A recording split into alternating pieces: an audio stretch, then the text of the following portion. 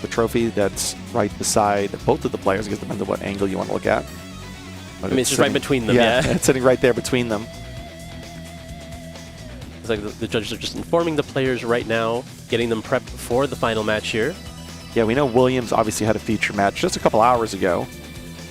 I'm not sure if Stanley has, but they're just clarifying some of the inner workings about how it works. If you've never had a feature match, it can be a little bit unique. The judge kind of stops and says, okay, you're done signing, still take a moment.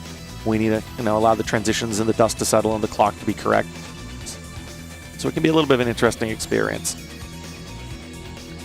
And as these two players are just moments away from getting ready to actually start their finals, I think we actually interviewed both of them before this match. Let's get some of their thoughts heading into this final Genesys YCS match. My name's Connor Wesley, and I'm from Casey County, Kentucky. And if I won the Genesys YCS, it would be so meaningful to me because this is the first Genesys YCS. And it would just be insane. My name is Stanley Huang. My hometown is London, Ontario, although I started playing Yu-Gi-Oh! When I was living in Ann Arbor, so that's probably where everyone who plays Yu-Gi-Oh! Knows me best. For me, winning the first Genesys YCS would be pretty big. I mean, precious few people get to carve their names in Yu-Gi-Oh! Legend, so this will be big, especially since for this format I'm playing my favorite deck in Yu-Gi-Oh! So if it's the specific tournament I win, that would be huge.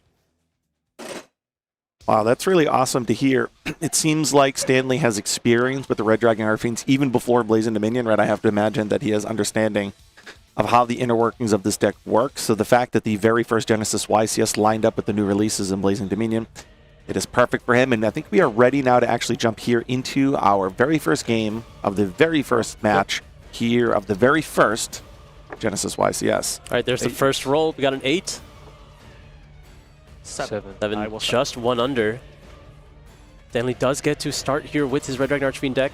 You mentioned, and he mentioned, it is his favorite deck, so you know he's going to be showing up here. Good luck.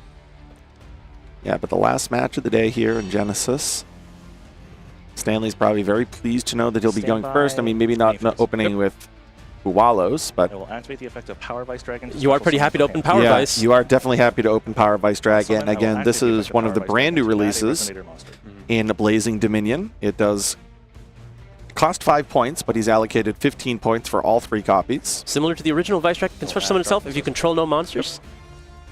I'll then activate the effect of Darkness Resonator in my hand, revealing Red Dragon Archfiend to special summon. Yep. The Resonators all have abilities to just summon themselves. Darkness Resonator to grant myself an additional normal summon of a Resonator monster. That's fun. Love that he's explaining all his cards. So he has an additional normal summon here. Resonator call to add a Resonator from deck to hand. Yep. One of the many early searchers here that are not once per turn. Yep. Absolutely. And also doesn't cost, at least as of now, any points. But we're going to see here the very first Synchro Summon of the finals. And there it is, the Crimson King. I will activate the effect of the Crimson King to add a card that mentions Red Dragon Archfiend. Yep. This is likely going to be for the Crimson Gaia. Gaia. Activate a monster effect, you contribute it and summon a Red Dragon. I can banish it for cost to special summon a Red Dragon Archfiend. That is 6k and can't be destroyed by card effects. Yep, it summons a Red Dragon Archfiend and doubles its stats. Crimson Gaia. Yep, there's the Crimson Gaia. This is been the namesake for the strategy for a while. It just accesses every card in the deck, along with the Crimson King to access it. Activate the effect of Crimson Resonator. Yeah. Now we have Crimson Resonator. This will allow him to go into his deck and special summon another Resonator from his deck, which on summon, I will activate the effect of Soul Resonator. Yep. Allows him to put another Resonator. Bone Archfiend to my hand. Bone Archfiend, another great extender for this strategy. With my normal summon, I will normal Bone Archfiend. Yep. Bone Archfiend target itself. Yeah. To increase or decrease? To mill a Fiend Tuner and then increase or decrease its level by 1. Sure. Yep, so it's going to send a Fiend Tuner to the graveyard and it's going to, in this case, increase its level. So we spoke about earlier not needing to use supplemental engines in order to access level 5s. You can just use really exclusively the Resonators themselves. Add a Speller Trap that mentions Red Dragon Archfiend. Yeah, you're good.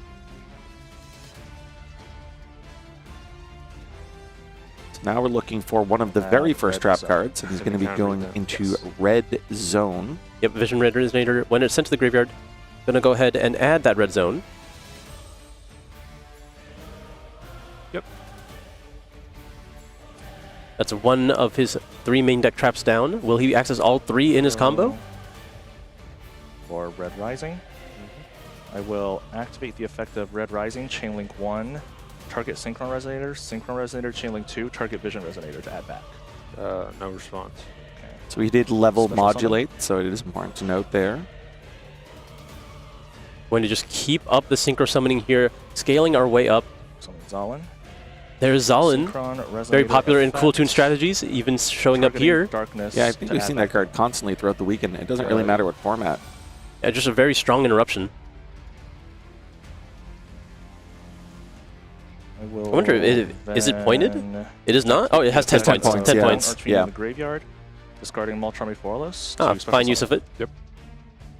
Yeah, we've seen that time and time again. You know, you draw one of the Mulcharmies, but often a lot of strategies just have a way of making use of it as a discard or a send or pay some cost Synchro along the 7 way. for Crimson Blade Dragon.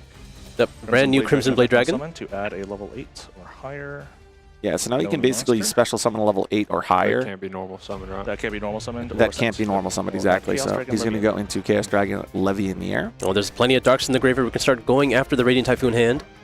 Banish 1, Banish 2, Banish 3. So we do see a theme this weekend. There are Special multiple summon strategies for that do try to pick apart your opponent's hand when going Shuffle first, right? back. We watched 1 many Monarch through decks try to do 5, that 6 earlier. reroll. There's Cool Tune as and then well. there's Cool 1 Tune, yeah. through 5, 6 reroll. 4, 6, 5. All right, Levianeer gets rid of 1 card back into the deck, and now we're going to be using the Levianeer as well Summon Bestial Despotter. as one of the tuners here to make the Bestial Despotter.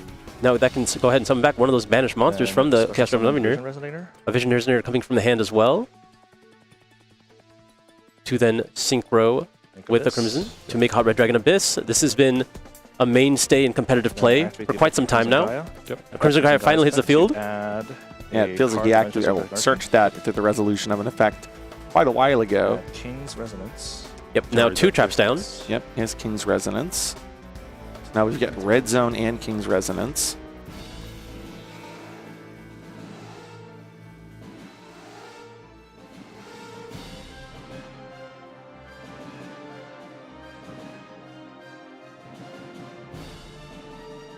You know, one of the things about Hot Red just in general is it has such a good built-in So I know that. way and of the other potentially trap. dealing with a Yes, card like do I Dark know Ruler anything no else? more if you're able to chain something, and when you're You searching know all the these Dark traps, Resonator, I add it back it to actually the kind of collection. is inherently going to serve that function. Zalin's also there as well. Proceed Yeah, And there's- sometimes you think about Dark Ruler being an set ideal to card against test established fields like this. It's actually quite the opposite against Red Dragon Archfiend. Not that you'd necessarily see that game one, just in general. Just having any way to trigger something else that's not a monster effect allows you to use Heart Red Dragon Archfiend Abyss, which does not need to respond directly to the card. It just gets to negate a face-up card on the field.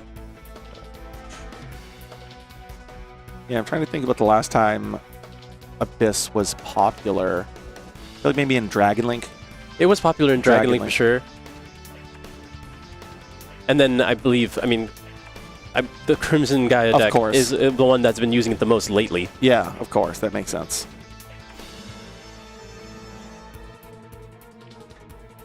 But it looks like... I'll go chant to add a monster. I know the title says William, but he referred to himself as Connor, so I think I'm just going to kind of continue using the name Connor, the name that he used in that brief interview. I think it's his middle name. Yeah, so Connor's going to go ahead here and activate Chant. It does look like, you know, he's probably played against this Crimson strategy at least at some point. He did clarify a couple of the effects.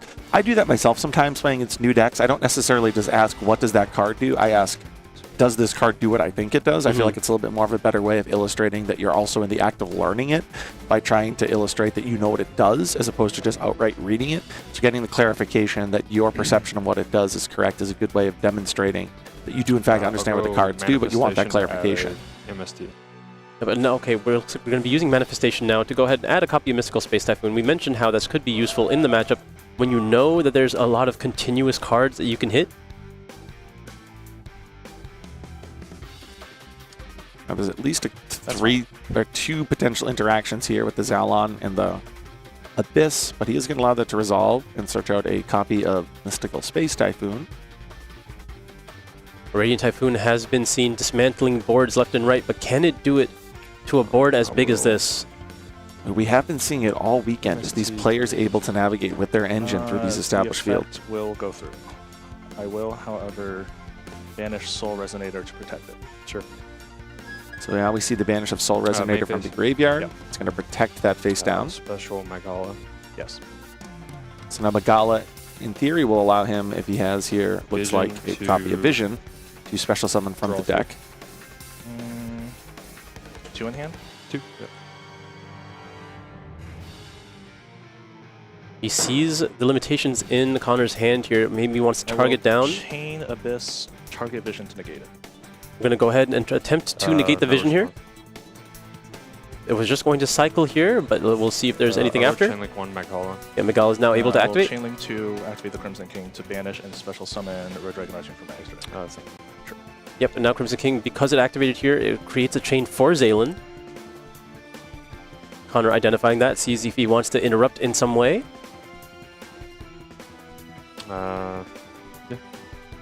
Chain Link 3, Zalin, I will negate Magala. I do appreciate that, Chain Link you know, 4, Zaylin does require you to do target, at least a little target. something to get that negation. And there is that final bringer of destruction here, going ahead and targeting the Magala, as well as a Bestial Spotter. So in theory, he's going to try to destroy his Magala and then destroy any card on the field. Looks like he's going after the Dispatter, like you mentioned. So Stanley says that's fine, which means the chain can now resolve. So the Dispatter gets destroyed, the Magala gets destroyed, the Red Dragon Arching comes out, I believe with an attack boost. Yep, just at 6,000 now, and it's can't be destroyed. Activate. And now we're using Shield Bearer to go ahead and add. It's like a win. It's like a win beast monster level 6 or lower, I believe. Yep, that's going to be able to get one of the starters here. And because you have Mystical Space Typhoon, you are able to summon them, even though Stanley does have set spells and traps. But he does still have effects that he can activate. Sure. He took a moment to ponder his trap cards, Elm. but he decided against doing it. Elm is fine. On resolution, He's going to flip up I will the... activate the effect of King's Resonance because you have special summoned once this turn. I will special summon a Dark Synchro monster from my graveyard or banishment. Yeah. So he's going to now bring back the Dispatter because there's been a special summon conducted this turn. I'll concede. Yep, and that is enough for Connor to see that the spotter is still available as an interruption because Stanley has banished cards and cannot crack this field at all with just that one monster. Incredibly impressive. So in the combo that we just saw there from the Red Dragon Archfiend strategy, we saw one hand rip, we saw a Dispatter threaten a negation, the Zalon threaten a negation, we saw the tag out into Red Dragon Archfiend, we saw the Abyss negation, and then we also saw multiple trap card set, plus an in the graveyard protection of a destruction effect. So if you're kind of curious why was the Red Dragon Archfiend strategy so successful this weekend, we talk a whole lot, it doesn't matter the format, about layering your interruptions. That was a very layered collection of interruptions. Yep, you can get them in all directions here. You have some effects in the graveyard to protect your board. You have your spells and traps to try to give you additional summons as well as have additional interruptions. And then you still have some potent interruptions from your monsters as well. Radiant Typhoon was not able to crack through all those interruptions. It came pretty close using their entire hand, but just missing a little bit here. Yeah, it just wasn't quite enough. But I will point out, you know, Stanley's playing multiple trap cards that he's able to search through his combo. I'm curious, we had this conversation about destruction in the advanced format earlier today and throughout the weekend. How many, if any, do you keep in your deck? I don't know what the actual answer is. I'm not as, you know, it's hard to say. I'm not as familiar. This is really, truly just a brand new deck for the Genesys format. But I'm not as sure of what the consensus is in the Red Dragon Archfiend community about to what extent each of those 3 trap cards remain in the main deck here going into game 2, knowing that you're presumably going to be going second. I mean, I imagine you are trying to be a lot more aggressive here. You want to make space to limit your opponent's plays, really go ahead and water down their field. And you don't really need to try to make an end board yourself. You just want to end the game. Yeah, and I think based on what we saw in that previous game, right, if there was just a battle phase, what was there, 4 massive synchro monsters All on over the field? 3,000 attack. Yeah, all over 3,000 attack. For the Except most for part, Zaylin, except yeah. for Zaylin, yeah. But just by virtue of the Red Dragon Archfiend archetype itself, it's always done a really good job of pushing through fields, especially because you have access to cards like Book of Eclipse. And right, once everything is face down, there's some advantageous advantages that you can take there. So I think going here into game 2, I think it makes a lot of sense to side out the trap cards and do exactly what you just commented on. Put in cards that stop your opponent, maybe Illusion Gates, additional Book of Eclipses if you're not putting those in your main deck, and then just, if it's necessary, bring those traps back in for a potential game 3. I wonder how useful the Crimson King will be in this matchup going second. Obviously, it's functional as just a combo piece because you're able to access more cards in your deck, but that utility of its effect to summon a Red Dragon Archfiend when your opponent activates effect is very useful at clearing a field because it comes out at 6,000 attack and can't be destroyed. Luckily, Radiant Typhoon has a lot of interruption that doesn't destroy. Yeah, absolutely. They can spin cards back into the deck, for instance. But a 6,000 attack monster that can't be destroyed is typically very difficult to deal with. Yep, I would absolutely agree. But it looks like our players are just finishing. So this could be the final game of the very first Genesys YCS. Certainly Connor doesn't hope that that is the case. Yeah, Connor seemed ready to go. His deck was already set up, but Stanley took his time siding here. I think he needed to figure out what exactly he wanted to have in going second in this matchup. Connor knows he just has to go first. Yeah. Here we are, game number 2. The players are ready. We got another game here in this finals for our very first Genesys YCS.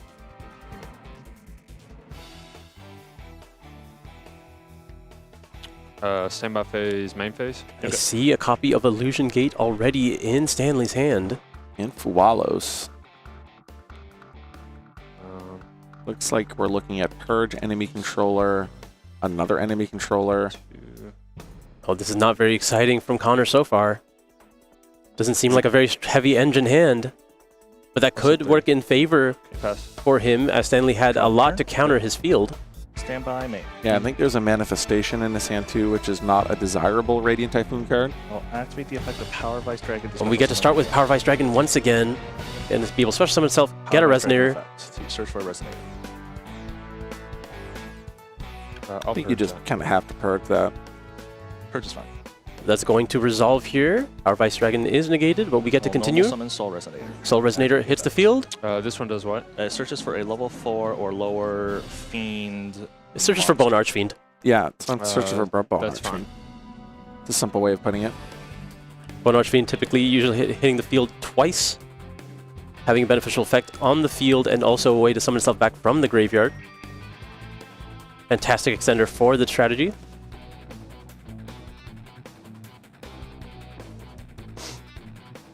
Stanley's really looking for the Bone Archfiend. I wonder if he sided it out. I doubt if he would. I mean, he has 3 copies in his main deck. Yep. Okay, it looks like we're going to get a Vision Resonator instead this time.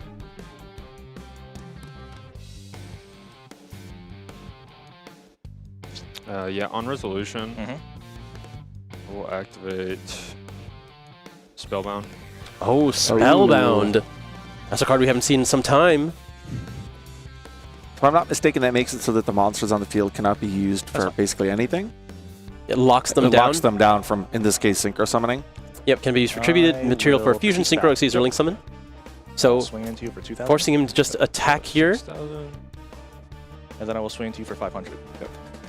So that is one way of stymieing this Synchro strategy. What's really unfortunate Main for phase Connor 2. is if he was able to establish basically anything, that Spellbound would have been absolutely game-breaking. But instead, all it's really doing is acting as a pseudo Upstart Goblin because it's just going to let him see his next draw. And if his next draw is not a starter, the problem there is the Spellbound didn't ultimately do anything. And unfortunately, that is not a starter. It looks like a Varoom. Ooh, Varun is not necessarily what you want here. You Offset one. you do have access to a Mystical Space Typhoon, but there's no good value in it right now. I will pass my turn. All right, we're as Upstart Goblin, as you mentioned. Stanley has yet another turn here. Might be able to just start off immediately with that Crimson King, if he so chooses. Funny, he has Fualos, Illusion Gate. Looks like he even has a Kaiju in hand. None of it really matters just because, fortunately, Connor has been stymied out of the gates here in this pivotal game, too. If he's unable to claw his way back into this game, this will be the concluding game for the weekend of the Genesys YCS. Let's not count Connor out just yet. Let's see if Stanley can maneuver here now that Spellbound is no longer active. Yeah, but Stanley's considering what monster he wants to summon from his hand right now. There were 2 attacks declared last turn. Yes. For a total of 2,500. Yes.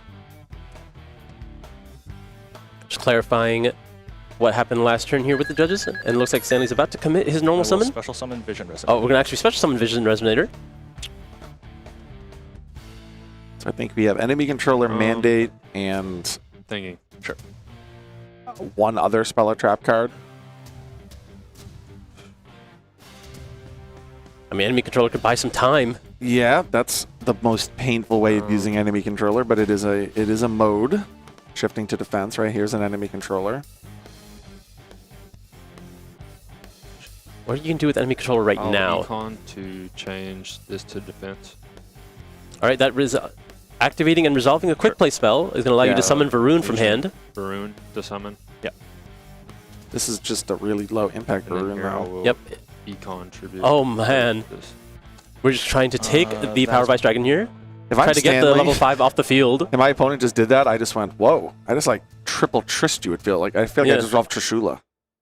I just cleared a card in hand and two actually back illusion rows. And using the Illusion Gate Illusion to summon Gate. the Power Vice back to the field. It's going to trigger the Vision Resonator as well when sent to the graveyard. Yeah, I don't think that manifestation is going to do Can I read anything. this card? Sure. Yeah, Illusion Gate's one of those cards that every time you read, you don't believe it. Yeah, it's shown a lot of prowess here throughout the entire tournament. I saw it won several games in the top cut of the advanced format. Yeah, I think we were walking by Jesse in the top 8. I'll The final full burn with Archmage this. field. It definitely won him his top 8, Cleared yeah. the whole thing. Okay, so that actually wasn't mandate. It was a different card. It was the The Final Bringer. final bringer of the end times. This is the one where he can destroy a monster on his field and then destroy any card on the opponent's field. So it is going to clear a couple of the Resonator, well, Resonator and the Power Vice. The problem here is Connor has absolutely nothing to his name in terms of cards in his hand or cards on the field. Special this side, not normal. And on the opposite side, Stanley has a full grip here. He has Fualos. Fualos, which here is just going to be used as a non-tuner. He has a Book of Eclipse, which can serve as an interruption. And there's Red Rising Dragon. But ultimately, he might just be able to deal 8,000 damage, actually 5,500 because there was a battle phase last turn. And if that's the case, I think it's basically guaranteed here that he's going to be able to navigate the final 5,500 points of damage necessary to take the crown of the very first Genesys YCS Champion. Yep, I think we're just moments away here. Stanley's going through the motions right now. Crimson King. There's Crimson King. We already have Crimson Guy in hand. This is just going to add any other Red Dragon Archfiend card.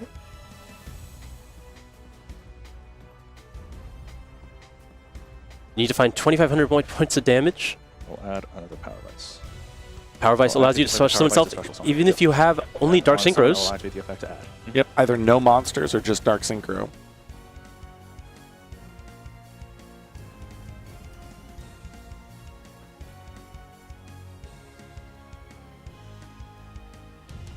Add the Darkness Resonator. And here's Then I will Darkness activate the Resonator, effect which for he's going to be able Darkness to Resonator. reveal from his extra deck, the Red Dragon Archfiend. This allows him to special summon. And Connor then- is going to concede. A quick, easy victory for Red Dragon Archfiend, showing the prowess of its new synchro potential. And we just get to take it away. Our new Genesys YCS champion has been crowned. It is Stanley. Piloting his favorite deck to a championship here this weekend at YCS Columbus. Two very convincing showings here. Radiant Typhoon not able to have a strong hand in game number 2. He did have a strong hand in game number 1, but it wasn't enough to beat Stanley's full field. Yeah, this really, I think, illustrated, as we've seen in the Future Match area a few times this weekend, the power of the Red Dragon Archfiend strategy. I'm glad that my pick was right for that one at least. Yeah, hey, my pick is still potentially right for the advanced constructed. I guessed that Branded was going to win. Now, the player to watch that I selected at the beginning of day 1, Clifton, is not in the tournament anymore, but Branded is one of the 2 decks in the finals of the advanced constructed. There were 2 branded decks within top 4 at the very minimum, so Yep, it has a if good you- chance. If you do consider the Branded Draco Tail piloted by Jesse, then It's absolutely. more branded than Draco Tail, so So I guess I agree with that. Which I accept, because that means if Jesse makes the finals, Branded is 1, and I got that one right. But congratulations here to Stanley, who was able to go first in game 1, really showcase the power of this deck, and then also here in game 2, take advantage of a little bit of a slow start there. I think Connor really probably could have looked for a better combination of cards. He really was struggling to get out of the gate, and then ultimately you did see Stanley capitalize, though. yeah, absolutely. The new support from Blazing Dominion, we got to see a lot there. Power Vice Dragon, Crimson King, those are cards that are really defining how the strategy is played now. And it's also another deck using Zalon, so we see that all throughout the weekend as one of the most pivotal extra deck monsters in both the Genesys and Constructed advanced format. Now I know you are a duelist that has been played throughout the years. How fond are you of synchro summoning? It is one of my favorite mechanics. Very popular right now. I think between synchro and fusion, it's hard for me to pick. Synchro is the one that got me to like really start committing to the game, but I think by now fusion is the mechanic that I love the most. So if I guess I had to rank my preference historically, I would put Synchro as #1 as well, but I think Exceed would be my second. But I do think our Genesys YCS champion is ready for not only an interview, a champions interview. Thank you very much. I'm here with Stanley, your first ever YCS main event Genesys champion. Congratulations, Stanley. I know it takes a lot of effort to get here. Not only are you a YCS champ, you're the first Genesys main event YCS champ. How's it feel? Oh my god, I still can't believe it's real. All the hours I spent practicing, somehow it's paid off. I felt really confident going into this, and then I lost round 1, and now I'm here. So it's certainly been a roller coaster of a weekend. Losing round 1 and then winning out from there on the Red Dragon Archfiend Liz, the master of faster himself. What made you want to play that deck coming in, and why do you think you were able to have so much success with it? Well, Red Dragon Archfiend has kind of always been my favorite deck ever since that structure deck came out.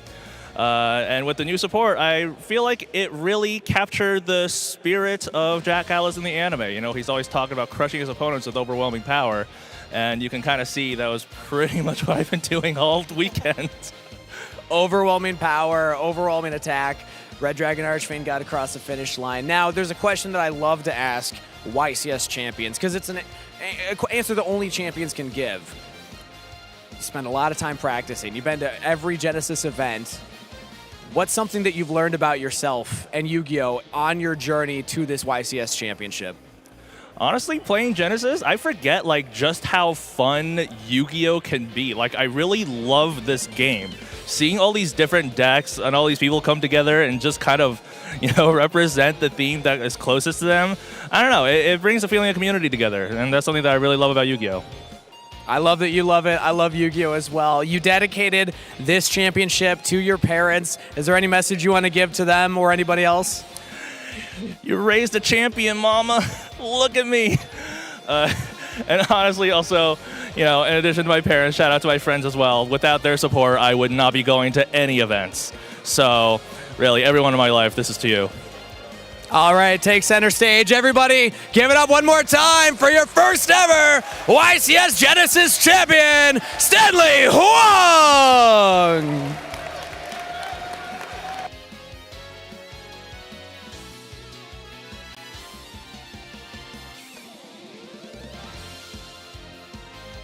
So congratulations again to Stanley, our very first Genesys YCS champion. He is really the second player, I think, in the feature matches that we had today that basically just said, I'm playing my favorite deck. I'm playing a deck that's near and dear to my heart. And then ultimately being able to pilot it to a championship. I think what Stanley was saying there really captures the essence of what makes the Genesys format so great. Yeah, he mentioned it right there, that you just pick what's true to your heart, the deck that's closest to you, and you can easily succeed. And that's what he did this weekend. Right, you saw a hero player, pilot, Elemental Hero Neos, near and dear to their heart too. An X3 finish. We did see X3 in the top 8 of the Genesys YCS, so he narrowly missed it. Of course, here, though, we have a player that essentially says, Red Dragon Archfiend's my favorite card, Jack Atlas is my favorite character from the anime, and then piloted a deck utilizing those cards all the way now to a championship at the first ever Genesys YCS. Now, you see that it is due to the additions from Blazing Dominion, but if you have a favorite deck, you can just take advantage of it in the Genesys format. There's so much potential to explore options there and find something new you can do with something that you haven't been able to take advantage of before. I think the longer you look at the Genesys point list, the more you realize, oh, I have an inspiration, and then you sit down and see if you can make it work. And you know, as more sets come out and as there are revisions to the point system itself, that's constantly just going to benefit the players that are really fantastic deck builders and are really committed to finding the intricacies of maybe some of those strategies that might not quite creep up to the competitive level in the advanced constructed format, but are perfectly satisfactory in the Genesys format. Yeah, it's just a new deck building challenge that I think is just slightly, it's different enough from advanced that it can bring a lot of people in, and it gives people just a different way to play Yu-Gi-Oh! But still get that Yu-Gi-Oh! Feeling and get to play some of their favorite cards that they don't get to take advantage of anymore. Yeah, I mean, Stanley even said Genesys has made him realize just how much he loves Yu-Gi-Oh! And I think he's not the only player that feels that way when they sit down and play in these Genesys events. I know players, Edwin's another that made it into the top 8 that basically since the moment Genesys was announced has put aside, at least playing on the YCS level. I can't speak to what he's doing at home, in his local level, but at least on the YCS level, a player that you would see at all of the main event advanced YCSs basically transition exclusively into Genesys, do really well, and get another top 8 here at the Genesys YCS this weekend. So I think there are plenty of players that are really buying into fully the Genesys format, and you can still do both, honestly, right? I mean, at the NAWCQ weekend that's upcoming, you'll be able to play Genesys on Friday in the Genesys Championship, the main event in the Advanced Constructed on Saturday, and they kind of see where you settle in both of those individual tournaments before deciding what you'll elect to play on Sunday. Will you continue your tournament in Genesys if you placed high enough, or maybe you made day 2 in the Advanced NAWCQ that it took place on Saturday, and that's what you want to do. But I think we have an update so we can actually see what the finals are, which we're a few moments away from featuring. For Genesys, actually. So let's actually summarize a little bit here in Genesys. We saw Stanley, of course, win 2-0, and I think the other feature match that we had, at least that we commentated, involved William and Edwin, who I was just speaking about there in the top 8. Yeah, we do see Daniel. I believe he was one of the ones that was undefeated in Swiss with the Mimigul deck, was taken down, unfortunately, in the top 8 by Zach, who was eventually taken down by Stanley. Yeah, so we saw that Mimigul strategy yesterday, so that's another deck that, we obviously, every time we've had Mimigul in the booth, I feel like we always pull Kangaskhan. It's just another illustration, whether it's Mimigul, whether it's Hero, or of course, whether it's Red Dragon Archfiend, that if you have that loyalty and passion for an individual deck, it can bring you great success. Looks like Stanley, though. I mean, 2-1, 2-1, and then finally that 2-0, talking about utilizing just the unlimited power, the Jack Atlas kind of mindset. Finally, here in the finals, he was able to have that nice 2-0 victory. Where he needed it most. Where he definitely needed it most, right? If you're going to 2-0, you might as well do it in the finals of a tournament. I want to mention something that Stanley said. He talked about the community that brought him together. Like, he got to this level because of the friends that support him, the families that support him, and I think that's a big part of Yu-Gi-Oh! It's definitely true for me, that it's a very community-driven game. Yeah, I mean, I think I say this every single time. It's always the community. And it's awesome that the Genesys community has done nothing but grow since the announcement of that. But I think now we do have the advanced format bracket, so we can take a look at what the finals is going to be. It looks like we are moments away from that branded on branded finals. We're going to see Lucas against Jesse. So will Jesse be able to pilot a Draco Tail variation of branded? Yes, you heard me right, Draco Tail. Or will Lucas pilot a more committed branded strategy to a championship this weekend? I'm going to call victory. Brandon's going to win this weekend. I called it from the start. Yep, no one expected Draco Tail to be here. Jesse absolutely did not expect Draco Tail to be here. He said he was phoning it in. He did not have the time. And look at it. Again, he is at the YCS finals stage. That should make you a little scared at home. Jesse saying, you know what, I really haven't had time to play test. I'm going to play a deck that I think most people consider inferior. I'll just try my best this weekend.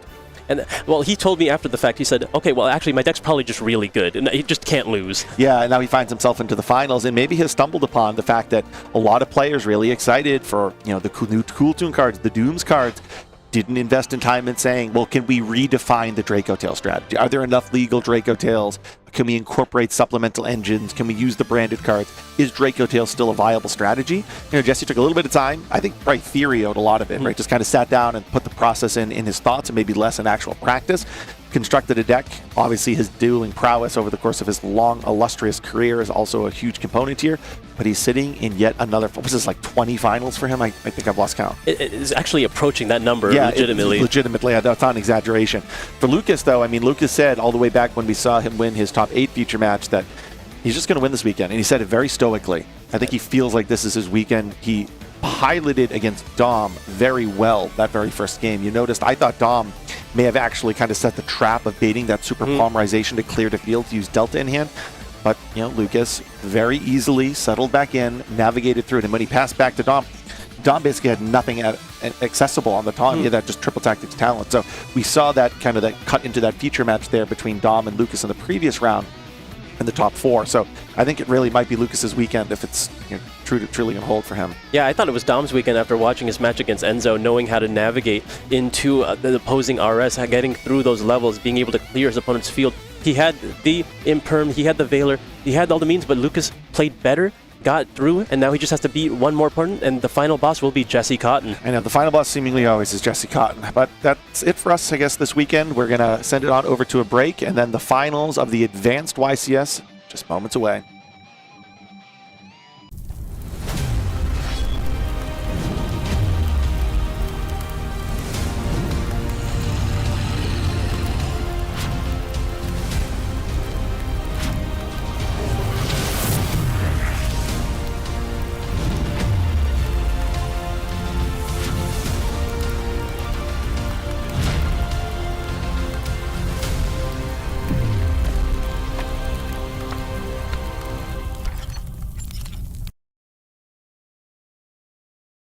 Hey Duelists, I'm here with Kamal Krooks Valdez, one of our most recent YCS champions. I gotta say, fam, if I recall correctly, you've got 24 YCS tops. You've won 7 of them, and I think you've done 2 in this season alone. How do you make it to this seat so consistently?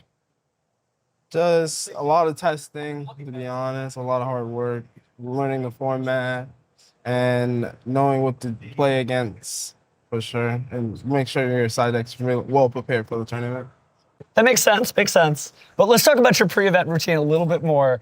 What does it look like as you lead up into the weeks, and maybe even just the week of the YCS? I'm not too sure. Sometimes I'm like really confident. Sometimes it's not until like the last second I feel good. It's just a very like exciting feeling just to get up here, to be honest. So that's funny when you say that you're still nervous when you get up here. Talk to me about your mental state, because you've been up on this stage so many times. So do you still get nervous? Like you're really still excited to be up here? It hasn't gotten an old habit or anything like that? I still get excited to be in the finals. My mental state, it all depends. Like sometimes I get like anxious going into top 8, but other than that, I'm pretty good, or headstrong, I guess. So we got 7 so far, right? Yes. How would it feel to win YCS Columbus and have the big number 8? Oh, that smile, that speaks a lot, man. It'd be great. It'd be fantastic. Winning 3 times in the season was very challenging, and it'll just be good. I'll feel on top. So since this is your home away from home, right, the featured match stage, what advice would you give to people trying to win a YCS? Or what about advice just to get them to the top cut to begin with? Be confident, know your deck, and just hope everything goes your way, to be honest. That's good. So tell me, you just got that big 7.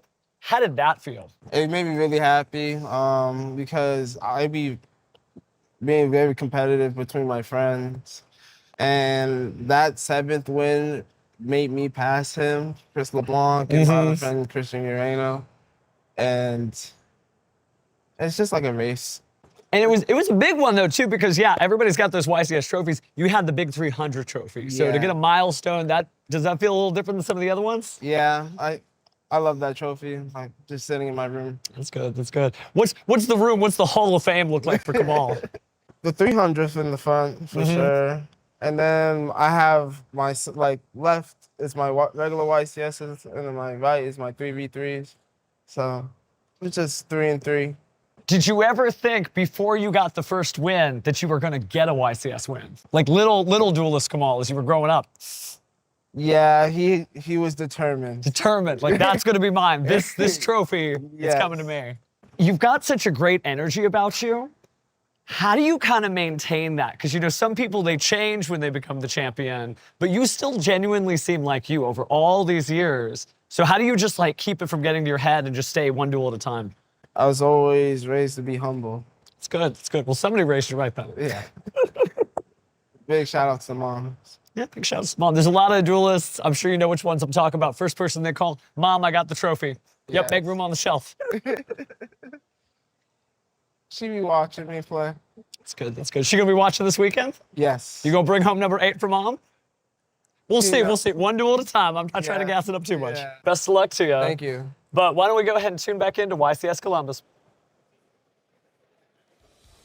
Hello and welcome, duelists from around the world, to the YCS Columbus Grand Finals. Let's meet your competitors. Up first in the blue chair from Tulsa, Oklahoma, climbing the mountain once again, chasing his first ever YCS championship, Lucas Sacco!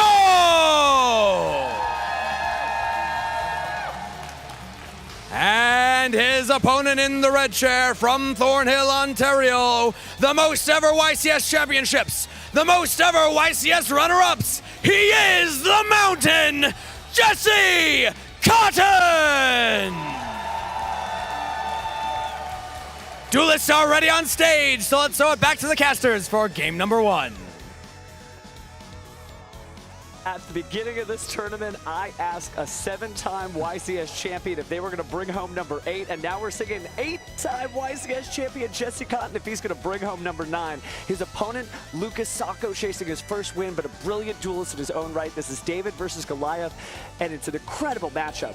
Yeah, both players piloting the branded archetype, but something that you'll notice in Jesse's deck is he is also piloting the Draco Tail cards, an archetype he is known for loving and has a lot of tops behind his belt as well. And honestly, an archetype a lot of people, ourselves included, have not been talking about this weekend because the recent update to the Forbidden and Limited list really did hit the consistency of this deck and make it a lot less unctuous, I think, for players to kind of think it was worth playing. But Jesse's like, no, I love these cards. I'm going to continue playing with them. I know how to play with them. And adding some branded cards helps make up for the loss of consistency. And he was absolutely right. Yeah, and, you know, a lot of people were saying that, you know, one of Draco Tail's best matchups was against Brandon, and Brandon's doing better because Draco Tail wasn't in the format until now. So if you wanted an exciting advanced format finals, you've got it. So tell a friend, if they ain't here, they are going to miss out on probably one of the best games of all time as they chase that coveted YCS trophy. Yep, and I know we featured Lucas earlier, and he seemed like he was putting on an absolute clinic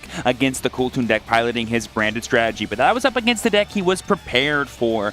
Is Draco Tail deck a deck he considered, or will the inclusions of those cards throw him off just enough for Jesse to win this mirror match? I think the matchup knowledge is pretty well known with Draco Tail cards, right? We all know what each of the effects do. We all know how the board sets itself up, but Jesse has some interesting, I'd say ratios is the best way to say it. Not necessarily new tricks, but things that he did add and didn't add. We'll let his cards do the talking. I don't want to spoil any of the surprise for the viewers, but get loud, crowd.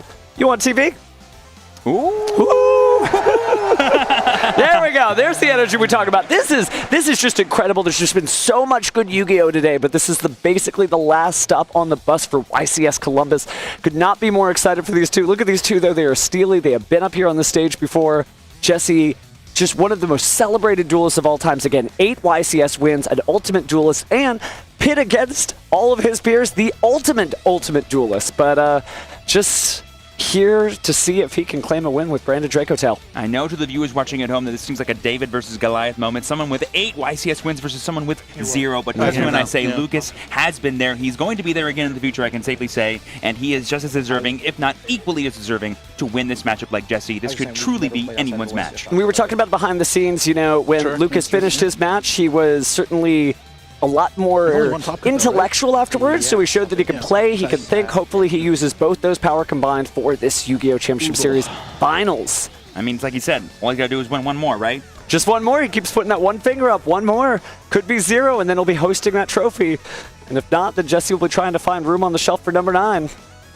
Yep, so everyone watching both live and at home, give all of these duelists your hype. It's going to be an absolute show they're about to put on, I bet. Lend them your power. That chat better be moving a mile a minute. Oh, but goodness. The anticipation, I am so energized by this because not only are we seeing 2 great duelists play against each other, but this answers a very interesting question, right? The Forbidden Limited list has not been particularly kind to Draco Tail because it did lose certain amounts of cards here and there, but it shows you that any deck in the hands of the right duelist could do it. Maybe that duelist is you at home listening to my voice right now. Branded was definitely one of the decks on everyone's radar, but Branded Draco Tail was definitely not. So it's going to be a battle versus what's known versus a battle of what's known, plus a little extra. All right, well, let's see it. As it looks like the decks are shuffled, they're cut. Going to go ahead and place 5 cards on the table. We are just about to start. Anticipation is high. Head judge is confirming that both players are ready. And it looks like we are in for a good one again as we go into Game 1 of the YCS Columbus Finals. It is time for the dice roll of destiny. Harold? Yep. What a treat to watch this after the Genesys Finals. Red Dragon Archfiend getting its day. Now one of these 2 duelists about to take the trophy too. An 8 against an 8, evenly matched. Ooh, baby, that's a sign of things to come. I don't know what else is. 8 again. A little bit higher than a jackpot. Ooh, threw it a little hard. Yeah. Off the table, we got a 4. It's a 1. Can you keep it? Now let's see what we got. Still a 1. Oh, there we go. Okay, honest 1. Okay, that's lucky right now. Alrighty, Lucas with that proud declaration going first. The big sigh in and before they look at their opening hands. Thank you. Yeah, also. Best of luck to both players. Here we go. Legends are about to be written about this duel. Main phase. Yeah. Following the White Dragon, sending cost. We did see some super polys in Lucas's deck in his match against Dominic, and they are going to be more than live in this mirror match. Certainly, but let's start with Fallen the White Dragon. We're going to send, looks like, Albion the Branded Dragon to the graveyard in order to special summon Fallen of the White Dragon, then use its effect to bring out Incredible Ecclesia, perhaps? Could be any Ecclesia monster. Yep, this is so far pretty standard stuff here for the branded deck, just getting up that resource engine started before we start fusioning off and getting mega amounts of value. So now we're going to Synchro Summon here. Haven't seen this same start, at least in the last game we saw Lucas Sacco, so we're bringing out Ecclesia and the Dark Dragon. Banishes itself for its effect. And we're going to get out another card here. It'll be Blazing Cartesia the Virtuous. Yeah, it's going to be really important here for Lucas to establish as many resources as possible because Jesse will have access to the Draco Tail cards that can stymie a lot of his big pushes, like Branded Fusion, as well as other various fusion monsters he wants to keep in his graveyard. So now we have the branded opening. You got to be careful, but he is discarding the super polymerization. Jesse nodding to himself, wondering, I wonder if there's another super polymerization in the hand. Why else would you discard the first one? Because there's definitely better cards you could have discarded to get further value. So Jesse's probably making that assumption of, okay, what cards should I be playing around? What cards should I be thinking about as I begin my turn? Because something the brand deck has not been known for doing, nor have we seen it do all weekend long, is actually stymie your opponent from playing. You kind of have to play into what they're doing versus try to play around what they're doing. Now we got a Lubert, the Jester of Despy on the field, another branded card going to be added quite soon. It looks like we're jumping right into that. I see the branded fusion being circled around like the shark. There is an argument, I think, here for Fallen the Virtuous, it looks like. That's also a really useful card, I think. What was that? Sorry. Yeah. Oh, a little disturbance there in the foyer. Once the venue gets a little cleared out, it starts to sound like an echo chamber in here. Hopefully the echo will be all the people's applause to drown out that sound. There we go. That was the noise there, Jesse. Don't you worry, it was nothing else. Everything's just fine. Thank you, crowd. We love you too.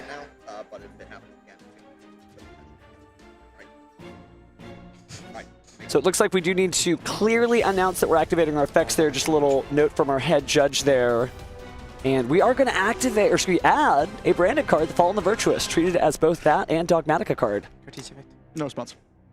So a little UC minor issued for the language there. I understand being startled. Don't worry, it's just a warning. But fair warning, when you're up on the YCS stage, we can hear you, so mind your manners. Yep. And here comes Granguinal the Dust Dragon. Going to be sending, it looks like, the Dogma here to get even more cards in the graveyard for searching for Lucas. Like I said, it's going to be Titaniclad. Like I said, he wants to maximize the amount of value he can generate on this first turn to force Jesse to play through as much as possible. And so that way Lucas still has stuff to continue his turn and play. Setting a mysterious card, that super polymerization, again, it's going to get such value here. Now, one of the things that is kind of, I don't want to say unique to Draco Tail, but they like to lean on Secretarion. And Secretarion, of course, being able to prevent your opponent from activating the effects of Spellcaster and Dragon monsters that are special summoned. That is kind of a big chunk of the Fallen of Elbas family of cards. All those branded cards do happen to be it. There are some Worms, there are some Beast Warriors, but we'll see if that ends up paying off here. We're going to go ahead and set a branded Retribution. Let's see where we go next in the end phase. Could be considering here what to summon off the Titaniclad. We will be getting Ecclesia the Dark Dragon back as well. So lots of value to be gained here from Lucas. This is a lot of respect from Lucas. It's a very different field than when we saw him last on the featured match stage. I mean, it's a very different matchup, you know. He has to prioritize other things. And when it comes to specifically playing into a fellow branded board, we didn't see him play a branded mirror match yet, but I'm sure he's had to fight through some to get here today. No, absolutely. A certainly popular deck. Everybody loves Albaz, but each deck looks different, especially Jesse's. We haven't seen anything like that on the featured match stage this weekend, so I'm excited when turn play passes back over to him. But Lucas doing a great job of establishing all these different resources, and now we're going to see the Brandon High Spirit sent to the graveyard. Wow, I mean, it's honestly impossible to fathom just how much value Lucas has generated so far in this single turn. I'm going to just wager a guess of +6. That sounds pretty accurate to me. It's a really good end phase. And now, all of a sudden, that extra super polymerization has plenty of cards to discard, but there's also plenty of great effects in hand for next turn. Draco Tail, you know, it does a lot of work, but it doesn't necessarily close out the game in one turn. Yeah, he's definitely going to need some help from the branded cards in order to do that from Jesse's side of the board here. Just getting a clarification here of what card was set off the Albion ability. It was, of course, that Branded Retribution, which could answer Jesse's own powerful spell cards. But unlike the branded strategy, the Draco Tail strategy has a bit more powerful spell cards to utilize. All right, now it's Jesse's turn. I just saw him draw a Draco Tail Urgula. Looks like he's looking at a couple of different cards in his hand there, but see the Master in action. Standby phase, main phase 1. Going straight to the main phase here as Jesse. How best are we going to try to force out the interaction from Lucas and then play over it? That's always what you want to be doing with these powerful fusion strategies right now, but what is the first action going to be here? Looks like we picked it out. It's going to be normal summoning Blazing Cartesia, the Virtuous. Kind of dangerous super polymerization at the ready. But again, Jesse might not be considering that. He probably might just need a way to fuse off some of the Draco Tail names in his hand if he has any. But in response to the effect, let's go ahead and use Brand Retribution, returning Albion and Titaniclad back to the extra deck that's going to negate and destroy. So goodbye to Blazing Cartesia for now. It does represent a lot of value for Jesse if that effect got to go off. Plus, he's already had to use his normal summon, so a lot of resources already off the table for Jesse. Urgla would have helped, but plenty of spell cards in hand. Jesse keeping it close to the chest, so I can't quite see all of them. But you got to slap some of them down the table. I know that looks like a Branded Fusion over on the right. And we've already baited out the Branded Retribution there, so it will be a safe activation from what I can tell. Jesse sighs deeply. But Jesse's got to be assuming that one of those set cards is a Super Poly, and he's like, do I really want to summon an entire board just to have it get eaten up? Well, kind of a tricky situation to be in, either or, but even though this is untimed, the pace of play must continue. So at some point, Jesse will have to make a decision here. Thinking ahead into the future, he turns back to his hand. And I think we're just going to activate Branded Fusion. Hard-drawn Branded Fusion here. If this resolves, it represents a lot that Jesse can do. Don't know if Lucas was anticipating that. The Forbidden Limited List recently changed this to 1, so Jesse kind of lucky to get it here. A bit of a thinker for Lucas. I would say the biggest thing to maybe consider is chaining something like Ecclesia and the Dark Dragon to maybe get access to a Fallen of Albaz effect to fuse off with whatever Jesse summons and just demand even more cards from him. But Jesse's going to get so much value off of a resolved Branded Fusion that if we have some way to stop it, we probably should. With Branded Fusion, you could send a Draco Tail Frixel to the graveyard as various materials, perhaps a light spellcaster, depending on what the fusion is. So that's going to help things out. So we are going to let that fusion resolve. So it is time to fusion summon. But what are the materials? We know one's going to be Fallen of Albaz. Or in Jesse's case, Fallen of the White Dragon, probably. Fuse Fallen of White Dragon with Tail Frixel. Nope, there you go. There's that Frixel you were talking about. Hey, you had one fusion material, I had the other. Teamwork makes the dream work, and these two monsters will combine into Albion the Branded Dragon. Yep, and this kind of guarantees Jesse another fusion, even if Lucas has another form of interaction here. Chainlink 3 will be Guiding Quem. So Guiding Quem as Chainlink 3. Albion was Chainlink 1. Draco Tail Frixel was Chainlink 2. Going to target that Fallen of the White Dragon. Put it in defense mode. This represents even more bodies for Lucas, which will generate even more value for him as the course of the next turn, which will be what ultimately decides this game. I know both these decks have a lot of damage potential, but you're going to need to fight through the resources first if you're going to want to actually close things out. So we're going to go ahead and grab the Rahu Draco Tail, also now at 1. Hey, Steven, you want to know what's better than one Branded Fusion? 2. 2 Branded Fusions, just with a different artwork. Well, it's nice to see Draco Tail Fimina's face there on the Rahu Draco Tail, and it is a very powerful card. So Jesse's starting to claw his way back into this duel, one activation at a time. I guessed on the 2, by the way. Exactly. So here we have the Albion fusing off the Cartesia and the White Dragon to go ahead and get Secretarion Dragon out here. Yeah. This will stymie some of those dragon effects that Lucas wants to go for. Very, very heads-up play from Jesse here. But there is a way to get rid of it. It's super polymerization. Cannot be responded to by card effects, but now we're going to choose what to discard. So Incredible Ecclesia going to the graveyard. So the materials are Fallen of the White Dragon. Yeah, we can't respond, so don't worry about it. But Secretarion going to the grave. And we're eyeing up that beautiful extended art Mirror Jade hitting the board here. That is probably the best interaction Branded has ever had, and it was one of the first ones it ever got to fully utilize. That's a good catch. Those are the first 2 extended art cards to ever be played in the finals of a YCS. That's history. No one can take that from you. An extended art card to play an extended art card. Must be nice. What's the discard? Sorry, off the super conversation. The discard was Ecclesia? Okay. Thank you. So we sent the Ecclesia to the graveyard. We do have the Mirror Jade out. Jesse still has, looks like 2 cards in hands. Yeah, Oh no, a few cards. There's 4. I think I saw a Branded and High Spirits in Jesse's hand, which can still represent a lot of value depending on what monsters he may have in hand. No response. And we do have the set Rahu, of course. So activate the effect of Ecclesia and the Dark Dragon. No response. Now it's time to banish it. Let's see what it is we get from Lucas's deck here. Oh, it's going to be a copy of Fallen of the Albaz OG to try to get this Albion up the board. Are we just trying to deny Jesse material for fusion summoning? Well, it does sound like a good idea. So Blazing Cartesia the Virtuous to the graveyard. Materials are Fallen of Albaz, or maybe not. Oh, wow. Ooh, that is super huge from Jesse. If I'm going to lose my monster anyway, I'm going to go ahead and get a droplet so I can answer this Mirror Jade most likely.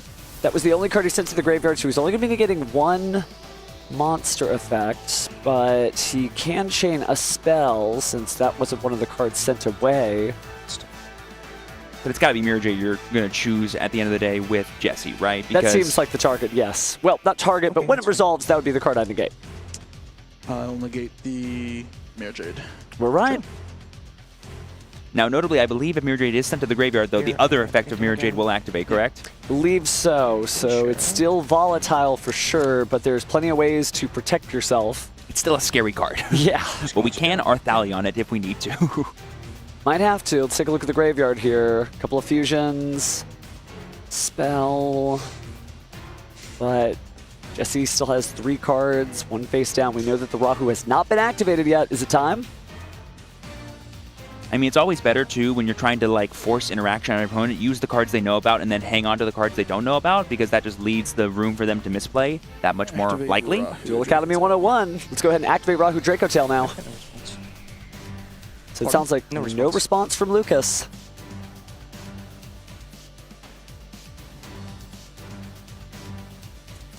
And if you can hear me and Steven being tense, it's because we're on the edge of our seat. Because every single action so far matters, and I know everyone watching live and at home is feeling the exact same as we are. My heart is beating a mile a minute. You do, right? Yeah. So we do have a branded opening of the graveyard that's very important because it can protect those fusion monsters, but let's see what Jesse sends away here. We've eaten through a lot of interaction that Lucas has face up on board, so all Jesse realistically needs to play around is, I think, Unassumed Fallen of the Virtuous that is set on the board. I normal summon Cartesia. So we have used the normal summon on the Cartesia, and we do have what I believe is a Draco Tail Urgula in hand. Remember, you do have to, if you're going to fuse what I think you're going to fuse, use a monster from hand. Let's take a look at what we actually use. Yeah, that's one thing about the Draco deck that was always very famous, is that it's always hungry for material. You can fusion summon all day long, but you need to actually have the bodies to do so, and sometimes fusion summoning actually requires your bodies. All right, well, fusion summon.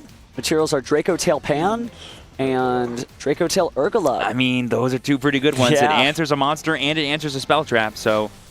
Let's order our chain links here. It's a big moment. Chain link 1 targeting Pan 2, 2-3. Targeting I'm sorry, so it's Chain Link 1 Arthalion targeting Pan, Chain Link 2... Pan, Chain Link 3 Urgula.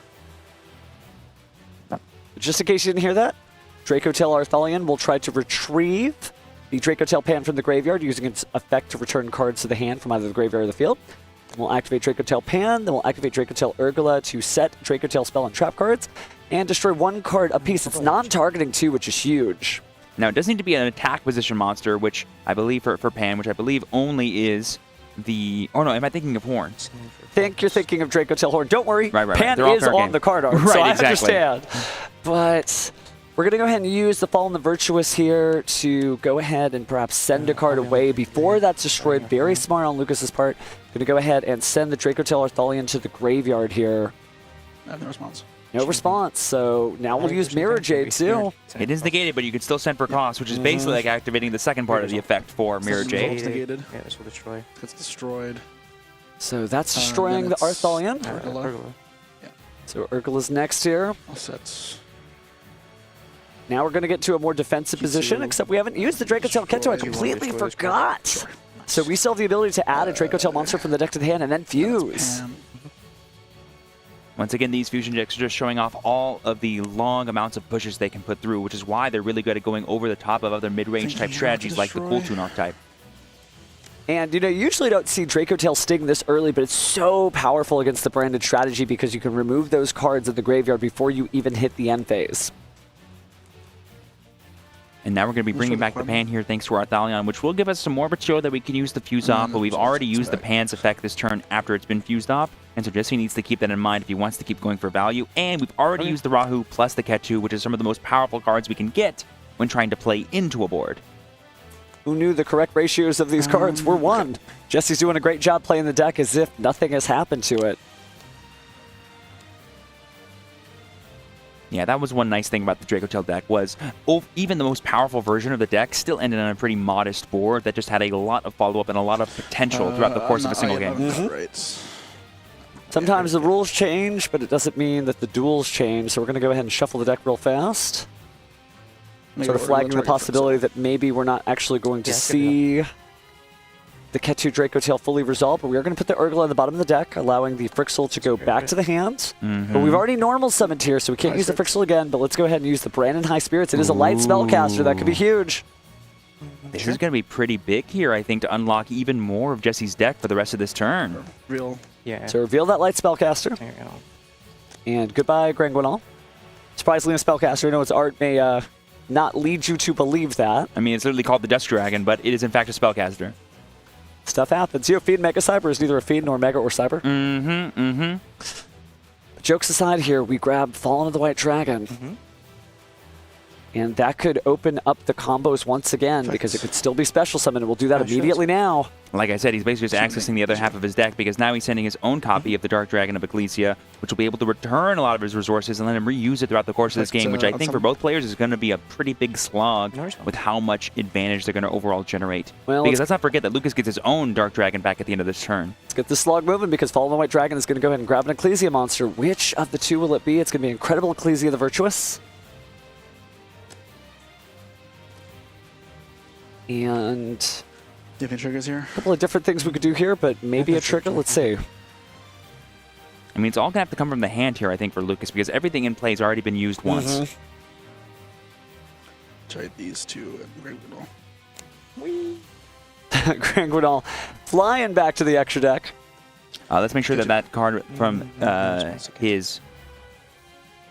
Was that an extra deck Ecclesia, or was it a return of a Secretarion as well? Secretarion was the other monster. Okay, so he just has matching sleeves for his extra deck inside a main deck. Gotcha. Well, they do make you re-sleeve when you get this far in the tournament. We are going to go ahead and combine. Yeah, Ketu add 5 mana and then use the effect of Ketu to fuse both off and the pan. So those two monsters have not used their effect, and since Secretarion's back on the field, now we're back to the dragons and spellcasters not being able to activate their effects. And what a beautiful sort of dance that Jesse's playing with the Secretarion Dragon here. Earlier it was stopped, but he just went ahead, put it back into his deck, and summoned it out again, and we still have not used its effect to bring out another dragon and or spellcaster monster. And what monster have we not used yet, Steven? Fruxel, which can give us even more material. That thing that I said Jesse was fighting for, he now has. So just making sure to take a look at Looper, the Jester of Despia, only one effective once per turn, but if you get rid of a fusion monster, it is going to special summon itself back on the field and then negate an opponent's card. Well, a monster at least. So sorry, one more time. What are these two sets? Switch traps? We got Flame and Sting, two pretty good ones for this matchup because we do know that Lucas has the ability to get Branded Fusion on the follow-up for the next turn, but Flame naturally checks that. And then, of course, a lot of his powerful effects that he does when he sends Fusion monsters to the graveyard get checked by Sting. Now, a little tiny bit of information here that Jesse may have given away because he did not resolve the effect of one of those two Draco Tail monsters. He only set one card, so he's either communicating that it's in his hand or maybe it's not even in his deck list. Ooh, but speaking of resolving the effect of Draco Tails, we're going to use the Secretarion here to return the Fruxel to bring out the pan in attack mode. And then we're going to use the effect of Ecclesia here to get access to another Fallen of Albaz here. Could get out the original. And those are some juicy targets on the field, considering that I see a lighter dark monster and an effect monster. Going to go ahead and discard another copy of Brandon High Spirits, and will this give Jesse access to his very own Mirror Jade? Oh, we're just going to go ahead and go for the Mirror Jade here. I mean, I think Jesse's just trying to go for game here. He's going to just ignore the end phase effect of Mirror Jade altogether, right? Because I believe it'll still trigger in the graveyard, but that's not going to matter where Jesse's going. Not with the field I see. What's one way to beat an extended art Mirror Jade? Another extended art Mirror Jade. Game respects game. Caliber effect. Targeting the... Does it target? Yeah, it does. Secretariat. So we will go ahead and target the Secretarion. You do get another monster in defense mode. But 2 monsters were sent to the graveyard at the same time, so here comes Dracotail Arthalia, and out of the graveyard will be banished later, but that may not matter if we're not getting to another turn. This is a bunch of damage from Jesse. Could be more than enough here. I know I was talking big game about this being a resource war, but no, Jesse's just going to go over the top of everything here and try to end it here, I think. Sure is 6 monsters on the field, and both those monsters notoriously have 0 defense on Lucas Sacco's side of the field. The Blazing Cartesia will hit the graveyard. Attack these. Contact Fusion for Albalanatus on top of it. That's 1 less defender. There we Guiding go. Quib attacks. Hold on. On the attack decoration, We've got more. Mirror Jade. Attempt to hit Rimbrun. So White Dragon. just trying to put as much defense as possible out there. From the Mirror Jade. Let's see, so far no damage has been dealt yet. We've got 3, 6 at least. It's an exciting match. Don't get ahead of yourself. 1,100 damage? 11,000 damage, I should say, total here if we have all 5 of our remaining attacks. Yeah, it's fine. 4 of them are up to also 1,100, I think. No, sorry. 1,100 after one of them gets blocked by this defense mode Fallen of the White Dragon. Well, remember, it's not just Fallen of the White Dragon. Albaz has a little friend that he made long ago. This card's negated. And the Secretarion Dragon was negated by the effect of Luber, the Jester of Despia, so don't panic, because here's a Spellcaster, and she gets to activate her effect too. And I know it's been a few years since we really read this part of the effect for Dogmatica Ecclesia, but it cannot be destroyed by monsters that were summoned from the extra deck. But that Dracotail Pan has more than enough attack points to deal with it, I believe. Attack. So what a match we have here as Lucas holds on for his dear life points. Oh, we also have the effect of Mirror J too. I totally forgot about that. Just to banish it. That's true, that's true. Attack. Yeah, we got And that's it. Jesse Cotton takes the first game in an amazing performance. Let's get loud for it. Wowie, wowie, wow. What an expert use of both engines perfectly. He started with the Dracotail cards, baited out as much of Lucas's advantage as possible, and then ended with the branded cards to bleed into the other Dracotail cards that he was missing because he opened so few monsters and all the spell cards, and he was able to close it out there with just raw damage potential going second. It's been happening all weekend long, but I'm telling you, this is definitely a going second format. Games can be won with just 6 cards in hand. Absolutely, but let's not forget that Lucas did a great job, honestly, deflecting all of those various attacks. Special summoning that monster in the middle of the battle phase. I didn't remember, Jesse didn't remember, but he was still equipped to deal with it. Shows you the power of that sort of combination of the Dracotail and branded strategies. So if anybody thought these decks were gone, they're not. I mean, that little bit of extra push provided by the Dracotail engine was really the difference maker there. I'm sure that board that Lucas put up against every other branded mirror match he's had all weekend long was more than enough, but this time it just fell short. Now, it's important, both of these duelists have been up on the featured match stage before, but one of my favorite duelists of all time said, hey, just take it one duel at a time. And so same way, Lucas should not lose any focus here. He still has a chance to win this YCS. And he has a chance to decide who goes first or second here, so this is still anybody's match. Right, the advantage meter may be over in Jesse's favor, but it's not completely over there yet. It's not over till the last card's drawn, and it's definitely not over until the last point is taken. So as we get ready here, just an incredible match. Notice that not really a whole lot of side decking action here. If they even used the side deck, I mean, they went so fast. They had their game plans figured out very quick.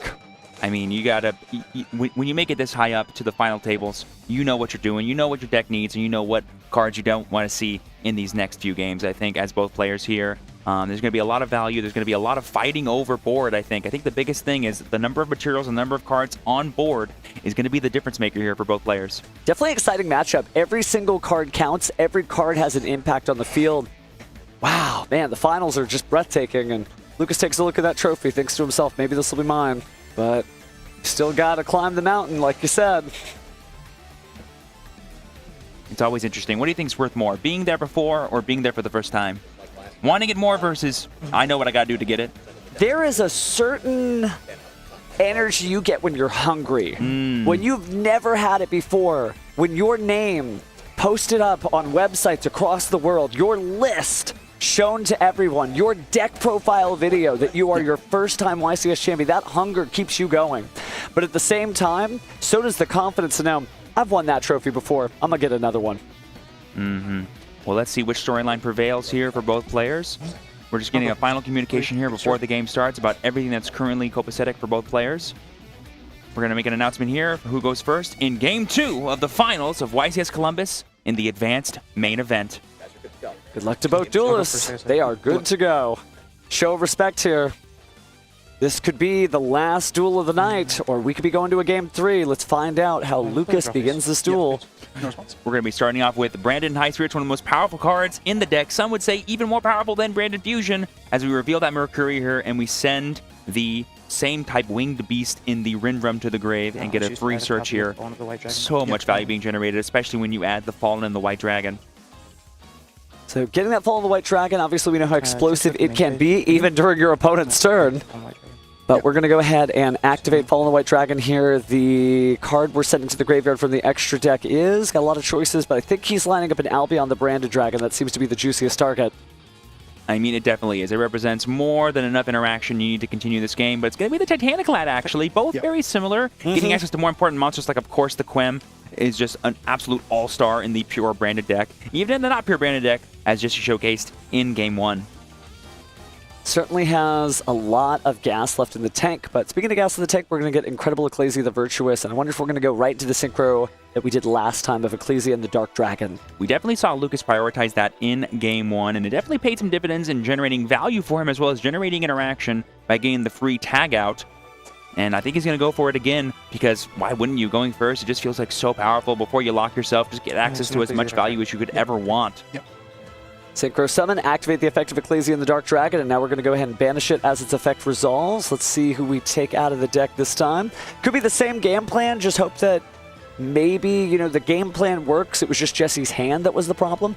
Notice I don't think we had as many super polymerizations in the hand this time as we cross-check. I do see a Forbidden Crown, though, which could make all the difference. Yeah, that could be a fun card to interact here, because you can basically deny Jesse some material without the need of actually getting something off the board. All right, and there we see the Aliber, the Jesper of Despia here, going to hopefully get us access to Branded Fusion, the only powerful Branded spell we have yet to activate this turn. But is Jesse ready for it? Remember, we are going for a Game 2 situation, and famously, a deck like Branded that doesn't commonly play a lot of interaction in Game 1 could totally play a lot of interaction in Game 2 and 3, depending on whether they're going second or first. So a lot of choices. Looks like we're eyeballing a follow-up copy of the Fallen the Virtuous. We do have Ecclesia in the graveyard here, so that makes a lot of difference. This is not just the ability to destroy another card. You could also get something out of the graveyard with that other effect, because you are running Ecclesia. This is not just Fallen the Virtuous in a random deck. It's in a Branded deck. And I think I still agree with Lucas agreeing with the previous game version of himself. It's better to say Branded Fusion when I'm going for game, because it demands so many responses from my opponent that if they can't offer, allows me to push forward. That's what we saw Jesse do, and that's what Lucas wants to be able to do. At a first-time YCS champion here with Stanley, let's see if Lucas can join his ranks as we send the dragon that devours the dogma to the graveyard. I mean, like I said, I saw Lucas very easily go +6 on their first game. Something tells me something similar is about to happen as well. Setting 2 cards, that is a lot of faith in the Forbidden Crown. But it is a very powerful card when used at the right time. Nothing good. So time for some end phase effects. Let's go. I mean, if one thing Lucas has showed us in the games that we've gotten to watch him play, it's he knows when the right time to use his effects are. He might just not have enough of them to stop what his opponent is trying to do, i.e. in the case of Game 1 with Jesse. So close he can taste it. But he still has to win 2 of these games if he's able to hold Jesse off. So let's see what we grab out of the deck. It looks like we're eyeing up the Branded Sword there, it looks like. That helped a lot in the game against Dominic Couch. Let's see if it pays off this time. Going to use the Albion here to get another copy of Fallen the Virtuous established. It's going to be in the hand, so we are going to play that. Going to target the Granguinal and then send away the Albion the Branded Dragon to destroy his own monster there. All in the end phase. Sure. I know it feels like we're going minus there, but with the way this deck works, we definitely are not. Certainly, sometimes you have to invest to get a return on that investment. That's exactly what Lucas is doing. Albion effect. Oh, yeah. And so we get the Albion effect here. We get to set an additional card, only made possible by the fact that we sent that Albion the Branded Dragon to the graveyard. And this Branded Retribution counter traps are pretty good considering their spell speed 3. Yeah, this is a very similar setup we had to the first game for Lucas. But given now that he has a better understanding of how Jesse wants to play out this turn going second, he might choose to change the timing of some of these interactions, maybe saving something like Branded Retribution for those powerful fusion spells that the Branded Tricotel deck is known for activating. Especially since now we have the Forbidden Crown set that maybe Jesse does have no idea about that can deal with any pesky monster effects. Well, it looks like we're done for now as we cut the deck. And it looks like it is Jesse's turn. Let's see if this is as explosive as a turn last duel, because last duel was technically only 2 turns. I mean, just watching push after push after push from Jesse just goes to show how powerful this deck is. And let's see if you can do it again, team. You know, I'm thinking back to one of the first YCS I ever commentated was YCS Sacramento, won by Jesse Dean Cotton himself. And I remember him saying, yeah, I'm just playing a deck that I like because I didn't have time to test. That feels very similar to today. He is playing a tried and true method that he's been dominating with and gave it a nice branded rebrand to help soup it up given the FNL list. And it's just a sight to see. It certainly is. Well, now we are seeing Fallen and the White Dragon, but we've got to send one of those sacred cards to the graveyard. It's going to be Albion, the Branded Dragon, hitting the graveyard, so resource loops later. But before we do anything here, I mean, technically you could activate that Branded Retribution if you so choose. I believe there's enough fusion monsters in the graveyard. Lucas, think about the response carefully. Yeah, this weekend has been like the story of information. You have the Cool Tune deck that gets perfect information, and you have the Branded deck or the Sky Striker deck that forces out information based on how your opponent is choosing to use their interaction, or sometimes not choosing. What are they allowing to let me do, and what are they not allowing me to let me do? That gives me so much knowledge. And there's that Forbidden Crown that we knew about, but maybe Jesse did not. Stopping the Fallen, the White Dragon's effect on summon here to get the Ecclesia. That's pretty huge. It certainly is, but a Duels this season as Jesse perhaps knows that not every card is going to resolve, so we'll get to see what the other cards in his hand are soon. But yeah, that's going to stay on the field and could be really dangerous considering that it can't be used for a lot of different things, right? It can't be used for a fusion material, so we don't have to worry about like a Fallen of Albaz fusing with Fallen of Albaz. What a world. But at the same time, it could be used for a super polymerization later if we get to a next turn. Ooh, we're eyeing up the normal summon of Aluber, the Jesper of Despia here. This represents a lot of threats that Lucas needs to respect if he has a way to do so. So many cards can start just from Aluber. Remember, the big punish we had in Game 1 was he activated Retribution and got met with the Branded Fusion. Hard drawn from Jesse. Is Jesse lucky enough to do it twice? Still has 4 cards in hand. But it looks like we're going to go ahead and let that resolve. I mean, there's a world here where Jesse just chooses not to get Branded Fusion here and maybe just chooses to get a different spell card like Branded High Spirits, which is just as dangerous sometimes. I think I saw an interesting side deck choice there. I believe that was an Illusion Gate that was at the very bottom of the deck, so maybe they did enter their side decks, but they had very quick game plans. Maze of Muertos coming in clutch once again, both in Genesis format and in Advanced, I suppose. Incredible card, but will it be enough? Getting a little bit of a think here, but it looks like we're going to pass turn player priority, activating Fallen the Virtuous. Sending Ecclesia. Okay, Dark Dragon, the Ecclesia is being sent there. Target the Quem. Gonna force out the Quem before it can generate even more value once extra deck monsters are sent here. Lucas takes a look at his graveyard. Is he going to respond here? Don't want the walls to close in on you at your first YCS Finals. He's done such a great job just responding to each and every interaction. Even when he lost the last duel, every decision he made was right from his perspective and from our perspective too.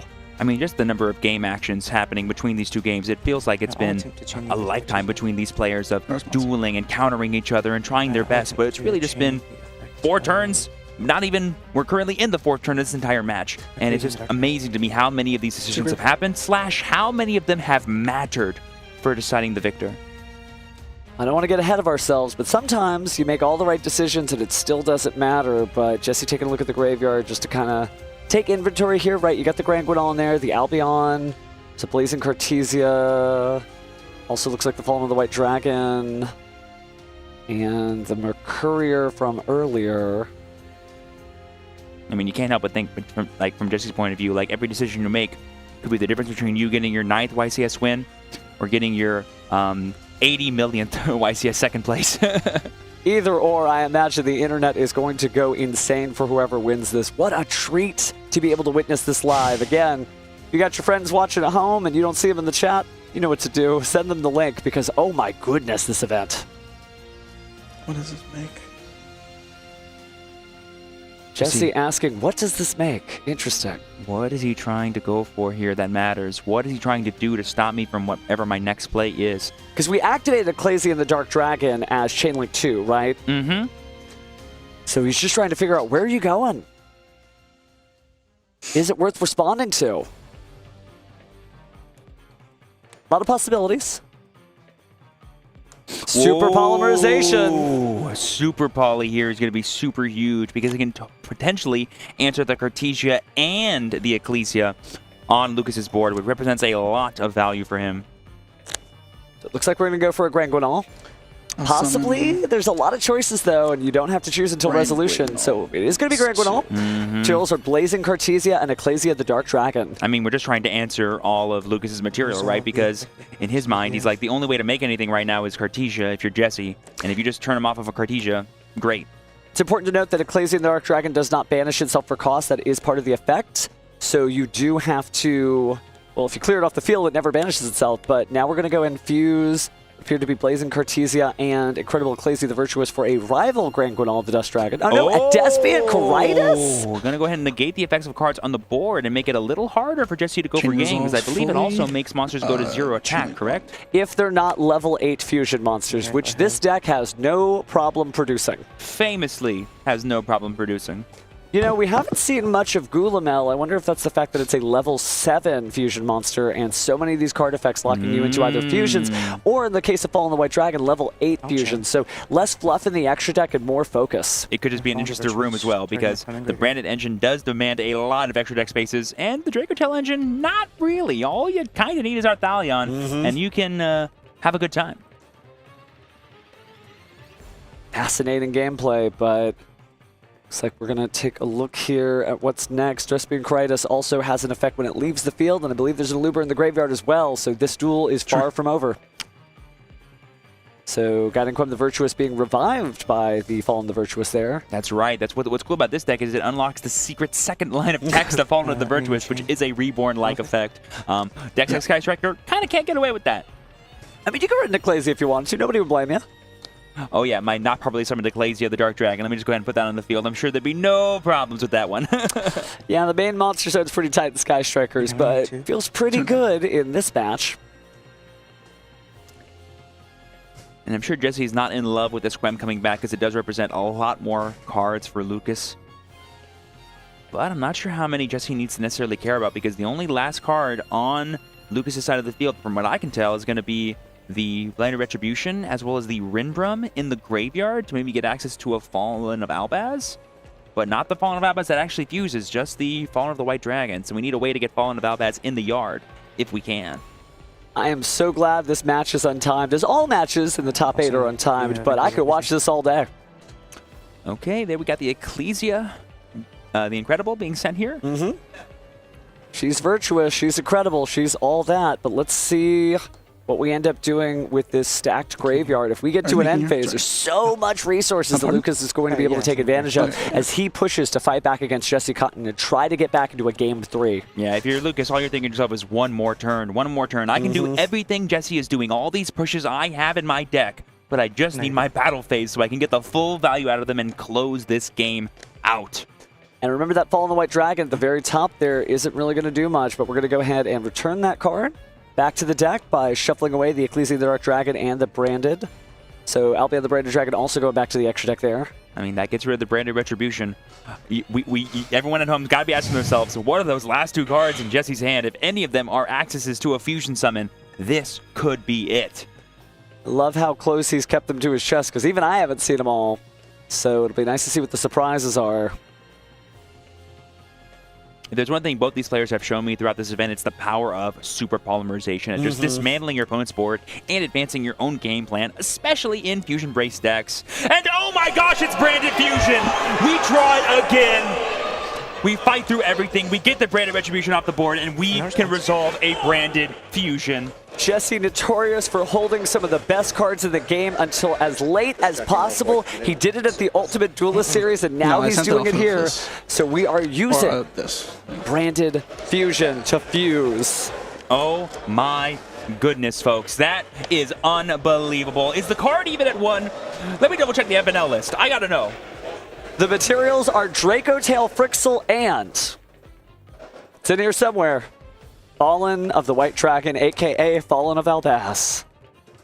Oh wow. My goodness. I mean, it's just a sight to see. I said this. Didn't I say this? I was like, oh, I think we're going to use as many cards as possible to bait Lucas into not responding, and we're going to save the most impactful things for later.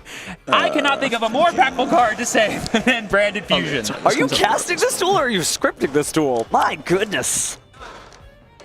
I'm flabbergasted. That's what I am. I'll tell you what. All right, let's see what happens next here. I'll be on the Branded Dragon. But it looks like we're going to use the effect of Guiding Quem. It ain't over yet. It's going to be really important here. Lucas needs to plan everything out perfectly, and even then, Jesse just has access to so much more advantage. He can go Lupelion if he wants to. He can go into he can go to Mirror Jade if he wants to. He can go to anything he needs to properly respond to Lucas here. But we are going to see the Mercurier here try to get put back on play. Interesting to see. Even though Lucas did not win the first duel, if you learned anything from it, do not underestimate Lucas Sacco.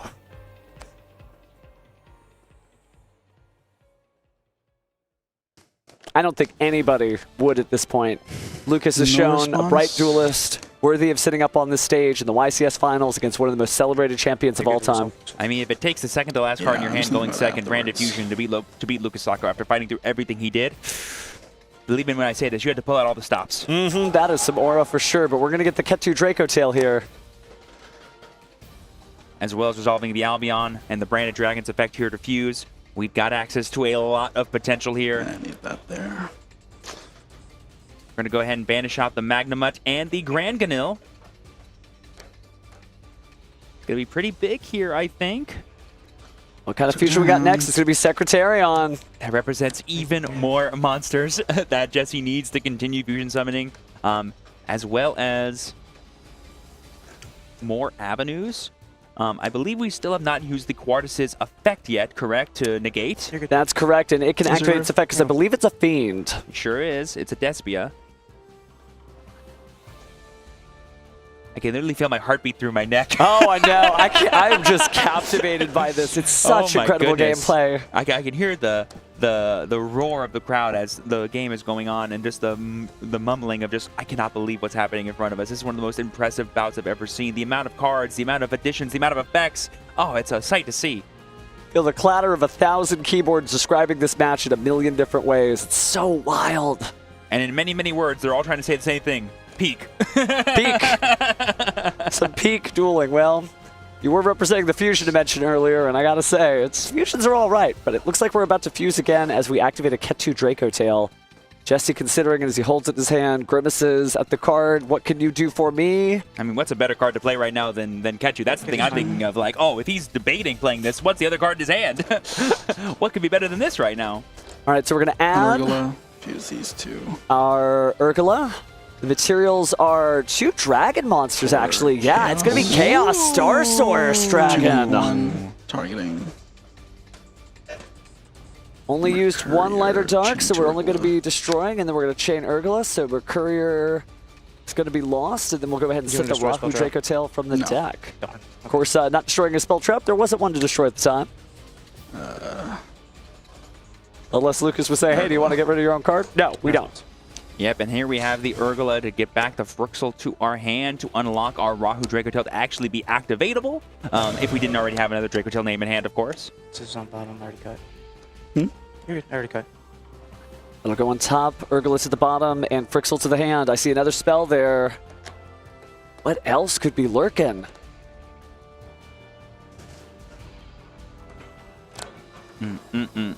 Branded Fusion, one of the most amazing cards of all time. It causes a shockwave every time you play it. Absolutely does, and we just set Rahu Draco Tail, so I think we've got more fusions in our future. But Despian Karitas still able to reduce the attack of the Aluber, the Gesture of Despia that's there in attack mode. I don't Tomb Grave. You want Tomb Grave? No, I don't have Spellcaster. So you have to have a dragon and a spellcaster to activate that. So unfortunately, you cannot activate that card until you get a spellcaster grave. But that might be easy with Rahu Draco Tail. I can think of one way to do it, yeah. So there's your spellcaster. So the materials for this fusion are Draco Tail, Frixel, and... Ooh, I think he's eyeing up Dracotail Molulu. That's one of the other cards limited to 1 for the Dracotail archetype, and it's one of the best to ever do it because that can answer the Quantrix. Despian Karitas sitting there staring him down, but that may not be an issue. I said Quantrix, didn't I? Karitas, forgive me. You're fine, you're fine. I'd be tongue-tied too with a duel like this, but we're actually going to be sending away Dracotail Pan. Similar answer, similar answer. Mm-hmm. Arthalion as well. Chain Many link answers one. to that card. Chain Link 1 Arthalion? No, Chain Link 2 Pan.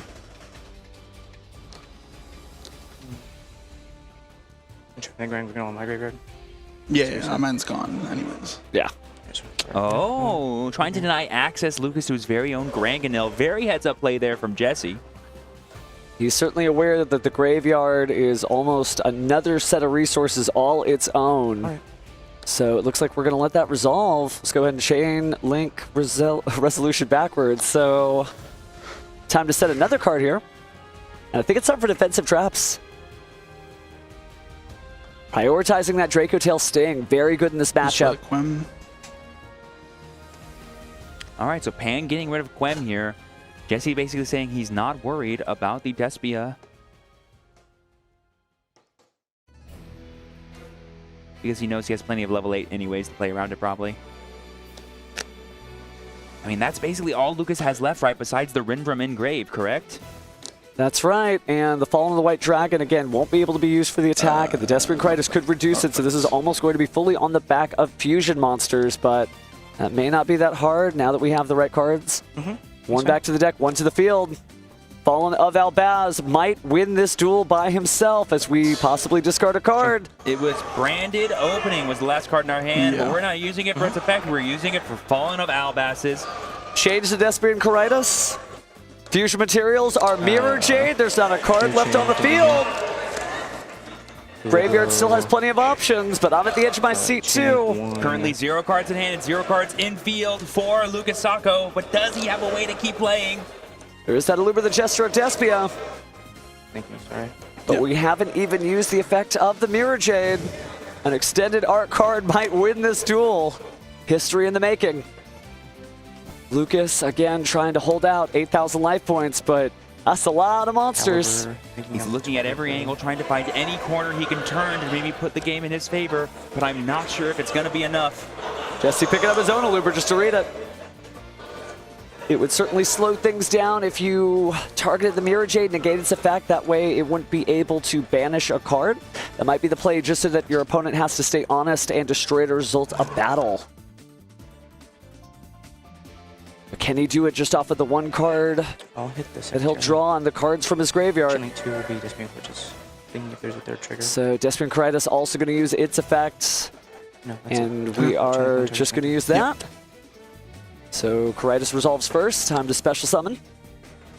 Just trying to put as many monsters in defense as possible. Again, don't underestimate Lucas Sacco, because he's putting Fall on the White Dragon in defense mode. You can use its effects since you haven't used it this turn. Special summon another defensive monster. And this could be Ecclesia here, and I believe Ecclesia cannot be checked by Aluber. I believe Aluber has, oh wait, no, 1,800 attack points, doesn't he? So we can't attack over it, unfortunately. Secretarion is negated again. But remember, that Fall on the White Dragon at the top of Jesse's, that Cannot was attack. hit by Forbidden Crown. It can't do nothing. And on the bottom, that is going to be a 0 attack. Aluber, the Gesture of Despia. Because of the Karitas, Despian. yeah. Oh my gosh. Because it's not a level 8 fusion. It might be the material for one. But we do have the Mirror Jade to deal with any Ecclesia that gets summoned in defense mode, unfortunately. I'll summon Dogmatic Ecclesia. That. So Dogmatica Ecclesia. Lucas locked in still. I don't know if I have a target. Check. So he's just going to check his graveyard before he starts reaching into his deck. I don't have a target, so just summon. Doesn't have a target, so he's just going to summon it defense mode. Does not activate effects. Let's go ahead and shuffle the deck here. Still plenty of monsters, and Dogmatic Ecclesia is a highly defensive card. Can't be destroyed by monsters from the extra deck. Exactly correct. But we have the Mirror Trade to deal with that, and then we have And you one Rainbow or Engrave, two right? attacks to go through. I don't know if we have the damage. Like you said, those two useless effect monsters are on the end of Jesse's board. do that. Could give Lucas another turn, and as we've seen time and time again, another turn for the branded deck means a full turn cycle of advantage.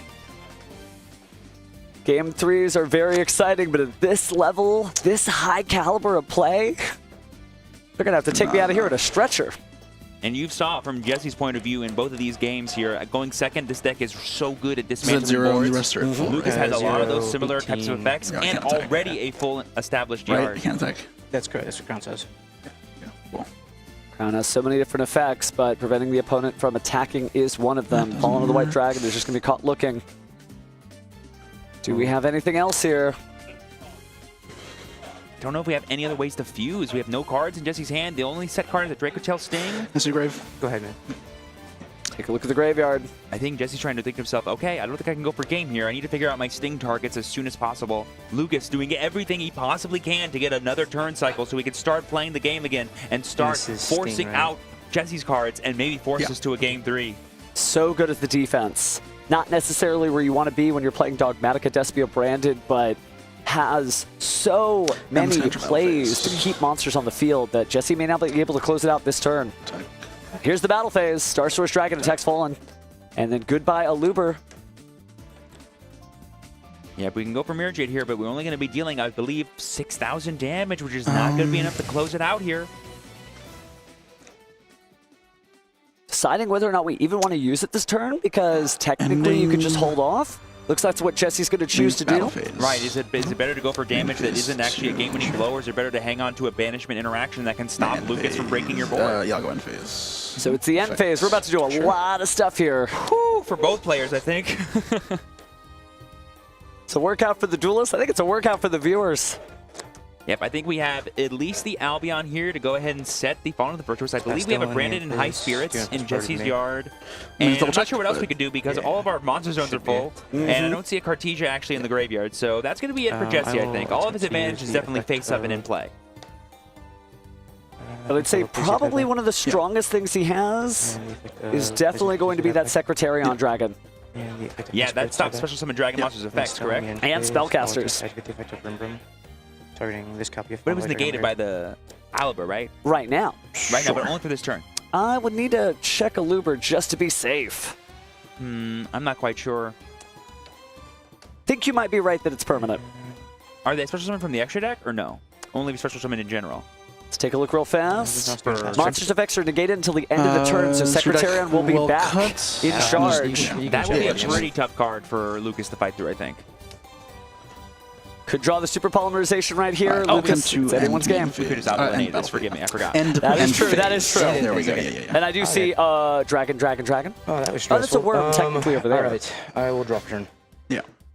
All right, Lucas begins his turn, folks. Let's see what he's got. Let him hear your excitement. He drew it. He drew it. He drew it.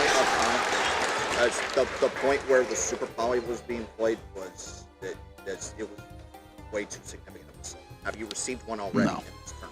No, this is your first one? Yeah. Okay. It's just a warning for right now. Okay. Just I understand we're untimed. Yeah. Just we gotta keep a decent pace. Sure. So Priority? it's just a warning. No, you're priority. Yeah. So just a I drew it, warning. man. Not a big deal. But speaking of super polymerization, there it is. These fusion cards that these players are drawing are unbelievably powerful. Lucas Sacco is not here to give it up. Playing an incredible game here. The materials are falling up. All the White Dragon. Mirror Jade and Secretarion. You know what that means? The dragon that devours the dogma is hitting the extra monster zone, and this is going to be super awesome. Thinking triggers. Just a heads up, folks, that was a slow play minor warning to Jesse for the delay in the super poly activation. Just a heads up, folks, this is untimed, but there is a pace of play. Everyone remember that there is a pace of play. We don't want to be here all night, although I definitely could. But that super polymerization, my goodness. Just incredible. So you don't respond to something from No, Chainlink 4? yeah. Sorry, did you have... So Chainlink 1's this, Chainlink 2 is your... No, we're good. Chainlink 1 is just going to be the Dragon that devours the dogma. Yeah. And it Jade resolves. resolves. So let's recycle 2 cards. I want to do here. And let's remember, all Jesse has is a Fall on the Virtuous and a Dracotail Sting as interaction. And as we saw from Jesse's going second, the branded deck can play through a little bit more than that, I'd like to think. So we're going to take a look at the graveyard here. Are there any things we want to recycle? You almost don't want to put them back in the opponent's deck, but sometimes you do got to get them out of the graveyard. Huge props for Lucas. I'm sure after that game 1, a lot of players would be discouraged to choose to go first again after seeing how well Jesse's deck is at going second and going for game. But he's like, no, in the meantime. I now know all Jesse can do is try to win the game on his turn. If I can stop him from winning the game and I get back to my turn, the amount of resources I will have accumulated will surpass anything Jesse can do. Let's see if Lucas can turn that into a win on this turn and force that game 3. This is just an incredible duel. Yes, it's only turn 3 of game 2, but so many pieces of interaction. They are fighting for their lives here. And just doing a great job as we shuffle away some cards. He's trying to remove some resources here from Jesse by shuffling them back into the deck. We gotta be careful though. Some of those cards could be one-ups that Jesse's more than happy to summon or use again. I think getting rid of the Dracotail Pan in the graveyard might be the smart move here because you want to make sure. Nothing fell off. I apologize, Judge. Yeah, so nothing fell off. We're good to random deck's random deck. Actually managed to place it back in the same order too. But we're going to recycle a Dragon that Devours the Dogma and the Rinbrum. That's our own cards there. We love being able to reuse powerful effects over and over again in this house. Now, good heads up, though, that Dracotail Pan is still there, so if something happens to our Thalion, Pan may give more plays. Activate Sting. So the targets are going to be 1 spell and trap and 1 monster. They're going to be banished. Yep, going to go get rid of that branded sword here. Basically, any cards that have effects in the grave. Usually a good idea to get rid of, as Jesse here. Going to get rid of the Dark Dragon as well as the branded sword. I concur. Those are pretty good ones. So their response will also cycle a Dracotail card back into the deck and then draw 1 card. So Ketu Dracotail back online here. Yep, I know those cards are at 1 of, but this deck makes it not feel that way. Draws a card. Oh, we didn't even get to see it. The suspense is intolerable, but we're making it through this duel 1 action at a time. I mean, we know Jesse loves keeping his bangers close to his chest, so it'll be super awesome to see if that one does have any impact here, or potentially on the next turn, because, I mean, you saw how much Lucas has been gaining advantage here throughout these first few turns. Jesse has the exact same thing. If it passes back to Jesse, I'm terrified to think of what could happen, honestly. Well, Lucas is still branded in high spirits. Okay, branded high spirits. No response. So the card is going to be Blazing Cartesia the Virtuous. There's Granguinal the Dust Dragon. Let's see what card we get out of the deck and add to the hand. We add Albion the Shrouded Dragon. Albion the Shrouded Dragon, actually. Really trying to extend plays here. I mean, that's going to be pretty good here for establishing some value. Facing it for cost. Just getting more and more of our resources into the graveyard, our second hand, as you will. There's so many different ways you could take this deck, right? When you try to peer into the crystal ball and think this is what he should do or that is what he should do, there's no one path for this deck. And as we've been seeing all week with our branded players, both of these duelists included, the top decks are insane. What is it? Looks like a branded opening to me. Not the most impressive right now, but if we can get another card in hand, that could be pretty big. Not impossible. But right now, not seeing a whole lot. Gonna turn to attack mode. Contact. And we are going to send away. The materials, of course, are Fallen of Obaz and all your opponent's dragons. Albulinatus is here. I mean, how much damage do we have right now? I think we have 33 plus 25 plus 15. That's going to be 71? 200 more, because I think that's going to to be 3,500 up there. Rates. 2,000 plus 5, right? That's 58 plus 15. Does it go back to 18 or is it 7,300? But remember, you still have a Looper, the Jester of Despia. Is it at 0 or is it back to the 1800 because of the Despian? Believe it should be back to 1800. Okay. Yeah, until the end of this turn, they were just talking about that. Yep, so it'll be a total 5,500 life points taken as damage for Jesse, so it'll be down to 25 potentially if all these attacks go through. We saw how much Lucas could do with a single turn, but he has left Jesse with life points, so now Jesse's going to get a chance to come back here. Yep, and we have one giant unaffected Boyo on Lucas's side in the form of the dragon that devours the Dogma, which could be more than enough to give Lucas yet another turn of value. We're going to go ahead and use the branded retribution here. We're going to recycle Fallen of the Virtuous, just maximize our level of interaction. We sure are. Cycling through the graveyard. Almost looks like cycling through the deck at this point. This duel has gone for quite a while. Again, both of these are 40-card lists. But you wouldn't know it based on how many card effects they can get off. This is incredible. Both these players are just showcasing the absolute raw power that the branded strategy and the branded Draco Tail strategy has in the Blazing Dominion format. Everyone watching at home, if you're not taking notes, please do. This has been an absolute masterclass from both players. Quite the sight to see. I know exactly what I'm going to do after this duel finishes. I'm going to watch this duel again. So here we got end phase. We can do quite a few things here as Jesse. I believe we have our own copy of Set Fallen and Virtuous here, which can get us some value, can get us Albion, it can get us access to maybe our own copy of Branded Retribution if we play it. Not quite sure if Jesse has the room for that in his deck because he has to fit the 2 engines together, but if he could, that could be pretty huge here. Take a look at effect activations in the graveyard. And also look at the extra deck here. Jesse in a difficult position, but that's okay, at least on his side of the field, because of course, he got the first game. We're going to activate the Fallen the Virtuous. I don't have this Ecclesian Grave, so I have to... So there's no Ecclesian Graveyard, so we're just going to be sending to destroy.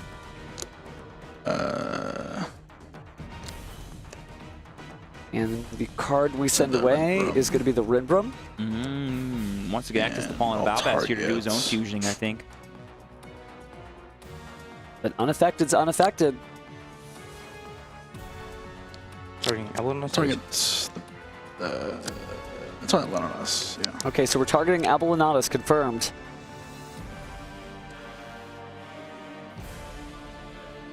Tempo of this duel just ebbs and flows.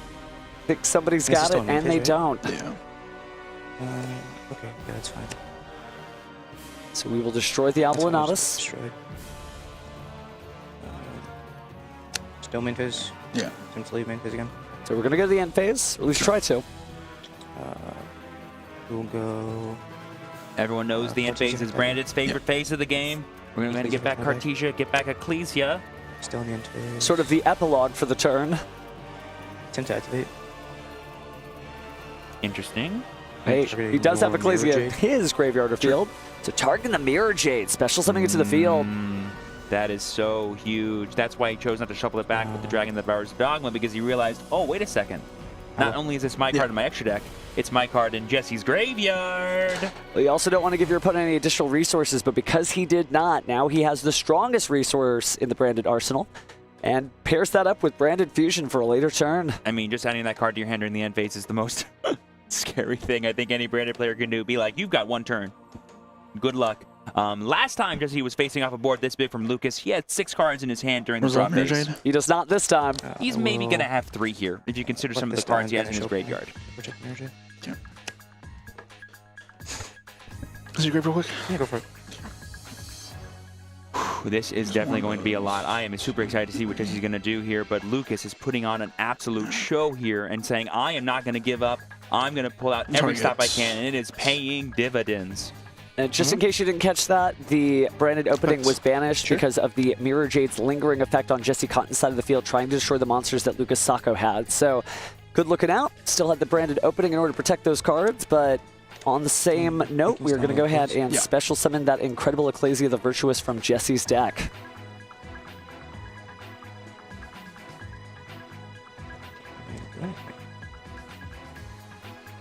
Oh my gosh. You know, part of me, regrets whenever we can't show off awesome players that are doing well because the overall storyline of the event is demanding us to show off different rounds during the Swiss. But if waiting until now to showcase Jesse's deck and showcase how he's using it for the finals so we can get this good of a match, worth it. Worth it every time. Worth it every time. Thank you, Egyptian God cards, for bestowing Are you us actually with this kidding, amazing or? duel. Yeah, we're good. Main phase 1. We made phase 1 here. Jesse going to go ahead. It appears we're going to synchro summon here. Cheers are Fallen the White Dragon. And Incredible Ecclesia the Virtuous, a tuner monster all her own. Line effects and grave. She learned that from her fellow friends over on the Sword Soul side of things. I'm sorry, 2 monsters were sent to the graveyard, so Arthalion will be coming back to the board. That is a bigger body that he has access to, and some more material in case we have any fusion shenanigans. All right, let's theorycraft here. How do you get over a 3,500 attack monster? And I'm just guessing off the top of my head. No wrong answers. I believe we still have access to our own Abelonatus, which is not an effect. It is a summoning condition. But I don't think that's a dragon over there, despite its name. Oh, you're right. Finish. It is indeed a beast. Certainly he's got the out somewhere. Not conceding, not going to the next game. Jesse hanging in there as well. Playing from behind despite winning the first duel.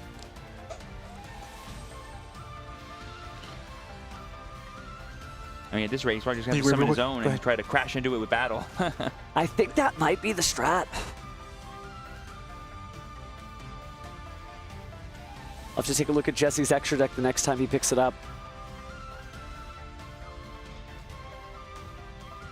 It's a pretty tough situation to be in here if you're Jesse. And just a second ago, I was praising him for drawing Branded Fusion and just showcasing it to Lucas as his 6th card per turn, but it wasn't enough to close out the game like it was in game 1. Jesse got a lot of options ahead of him, but known fact, you do have to keep up the pace of play. So I'm curious what the next turn of cards will be. It's going to be Triple Thrust. Tactics Thrust. Alternate art too, branded all the way here. That's a pretty good one. This could be a powerful side deck conclusion we're seeing from Jesse. Reminder, this is game 2, so we did have some extra information. And Jesse knew he needed to play into boards pretty well this turn, but let's see how well he chose to go for. We're going to go ahead and get Triple Tactics Talent. It's not enough, I don't think. Draw 2 cards, take back control of his own Mirror Jade. Lots of things could be done here. Activate the draw 2. Draw 2 it is. I mean, there are some pretty live draws in Jesse's deck. It is pretty compressed right now. The most important shuffle and cut of Lucas Sacco's live. Let's see what cards we drew. Looks like Draco Tail Flame and one other spell, but we concede. Lucas gets the second game. Wow. We got ourselves a match.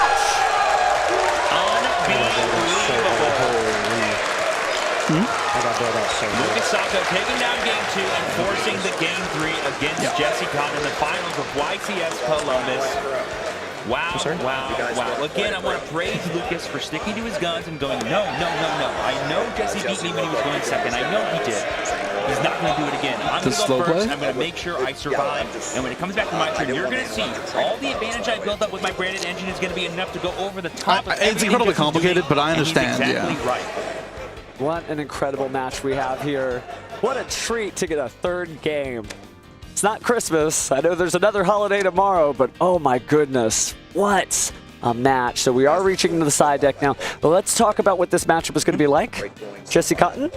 Thanks, Judge. With the Draco Tail cards getting to go first. Powerful control strategy. I mean, setting up those trap cards are going to be so powerful. I mean, Draco Tail Flame against Branded Fusion is just an automatic, obvious use. And then, of course, Draco Tail Sting can shut off any powerful end-phase effects before they even happen. And so Jesse's definitely in the driver's seat, and this is kind of his reward for doing such a good job in Game 1 of winning the game going second and breaking serve. That's something you need to do if you want to make it to these top tables. Fun fact, you're not always going to go first. So if you build a deck that only wins from going first, that's not going to end up going well for you. Certainly is not. So some real meaningful side deck choices here. Lucas peering into the deck, making sure he's using every one of those minutes you get for side decking. I think it's 3 minutes according to the tournament policy guidelines, but I don't think it's going to take 3 minutes here. It looks like he's made most of those final calls. Jesse on the flip side already shuffling his deck, ready to present, thinking about it. That trophy just a few inches away. We saw Stanley take it with his Red Dragon Archfiend build. Huge shout out to those Dark Dragons, but these Dark Dragons, somebody's got to claim victory here. I mean, those Dark Dragons were Synchros. These Dark Dragons are Fusions. It's completely different. They're all separate. Hey, one of the Dark Dragons is a Synchro, right? It claims to get the Dark Dragon, but stalling for time on the side. Looks like we're just about done here. And we're going to go ahead and check here and make sure that we got everything.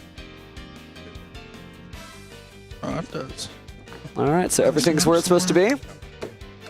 Somewhere in here might be an extra deck monster. Always good to double check. But I know we checked. Okay, 15 and 15. Good. This would not be the time to present an illegal deck, so we're just going to count out the deck on Jesse's side. Meanwhile, Lucas Sacco doing a final pile shuffle here. Oh, it's 40. Oh, it's 40. Okay, just miscounted. Everything's fine. False alarm. We love math. Now we're here. This is a real duel. Both duelists showing each other, hey, I got this. This is not going to be a free win for either of them. No, definitely not. This has been every ounce of their dueling energy, I think. And can you believe it's happening after 14 rounds of Swiss, a top 8 match, and a top 4 match for both these players? How expertly they're playing.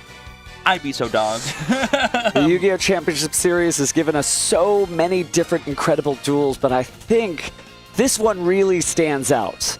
I mean, all the finals have been great, but there's just something special about a new set, new Forbidden Limited list, maybe a new YCS champion getting his first trophy, and maybe a new record being set. I mean, it's got to feel great if you're Jesse. Like, if you do win this, the only person breaking your own records is you. And we thought somebody was going to bring home 8. We might be bringing home 9. So many different angles, so many different ways to think about this. But after this, there's still regionals next week. Your official tournament store has some tournaments as well. I mean, I want to duel so badly right now. Yeah, oh man, I know what I'm doing after this. Oh my goodness, here we go, guys. It looks like Game 3 of the YCS Columbus Finals is about to start. Did you hear that excitement? Both these players are well deserving of all these cheers. They're some of the best to ever do it, and it is our pleasure to watch and see who will win this Game 3 and be crowned YCS Columbus Advanced Champion. For those about to duel, we salute you. Good. All right, Game 3. Game 3 begins. All right, Jesse, let's see what you can pull up, my friend. And Lucas, let's see what you can fight through. All right. Take a look at the opening hand. Certainly an important way to begin things. I saw Molcharmi Foolos there Draw phase, in Lucas's hand, which is pretty huge. But I think we're going to hold off until we respond to a card effect that would indicate that we're going to summon from the deck or extra deck. That's right. This is not Art Mage. You can't just go for the non-finito and play around it that way. Normal summon Mululu. One of Jesse's favorite plays in this deck.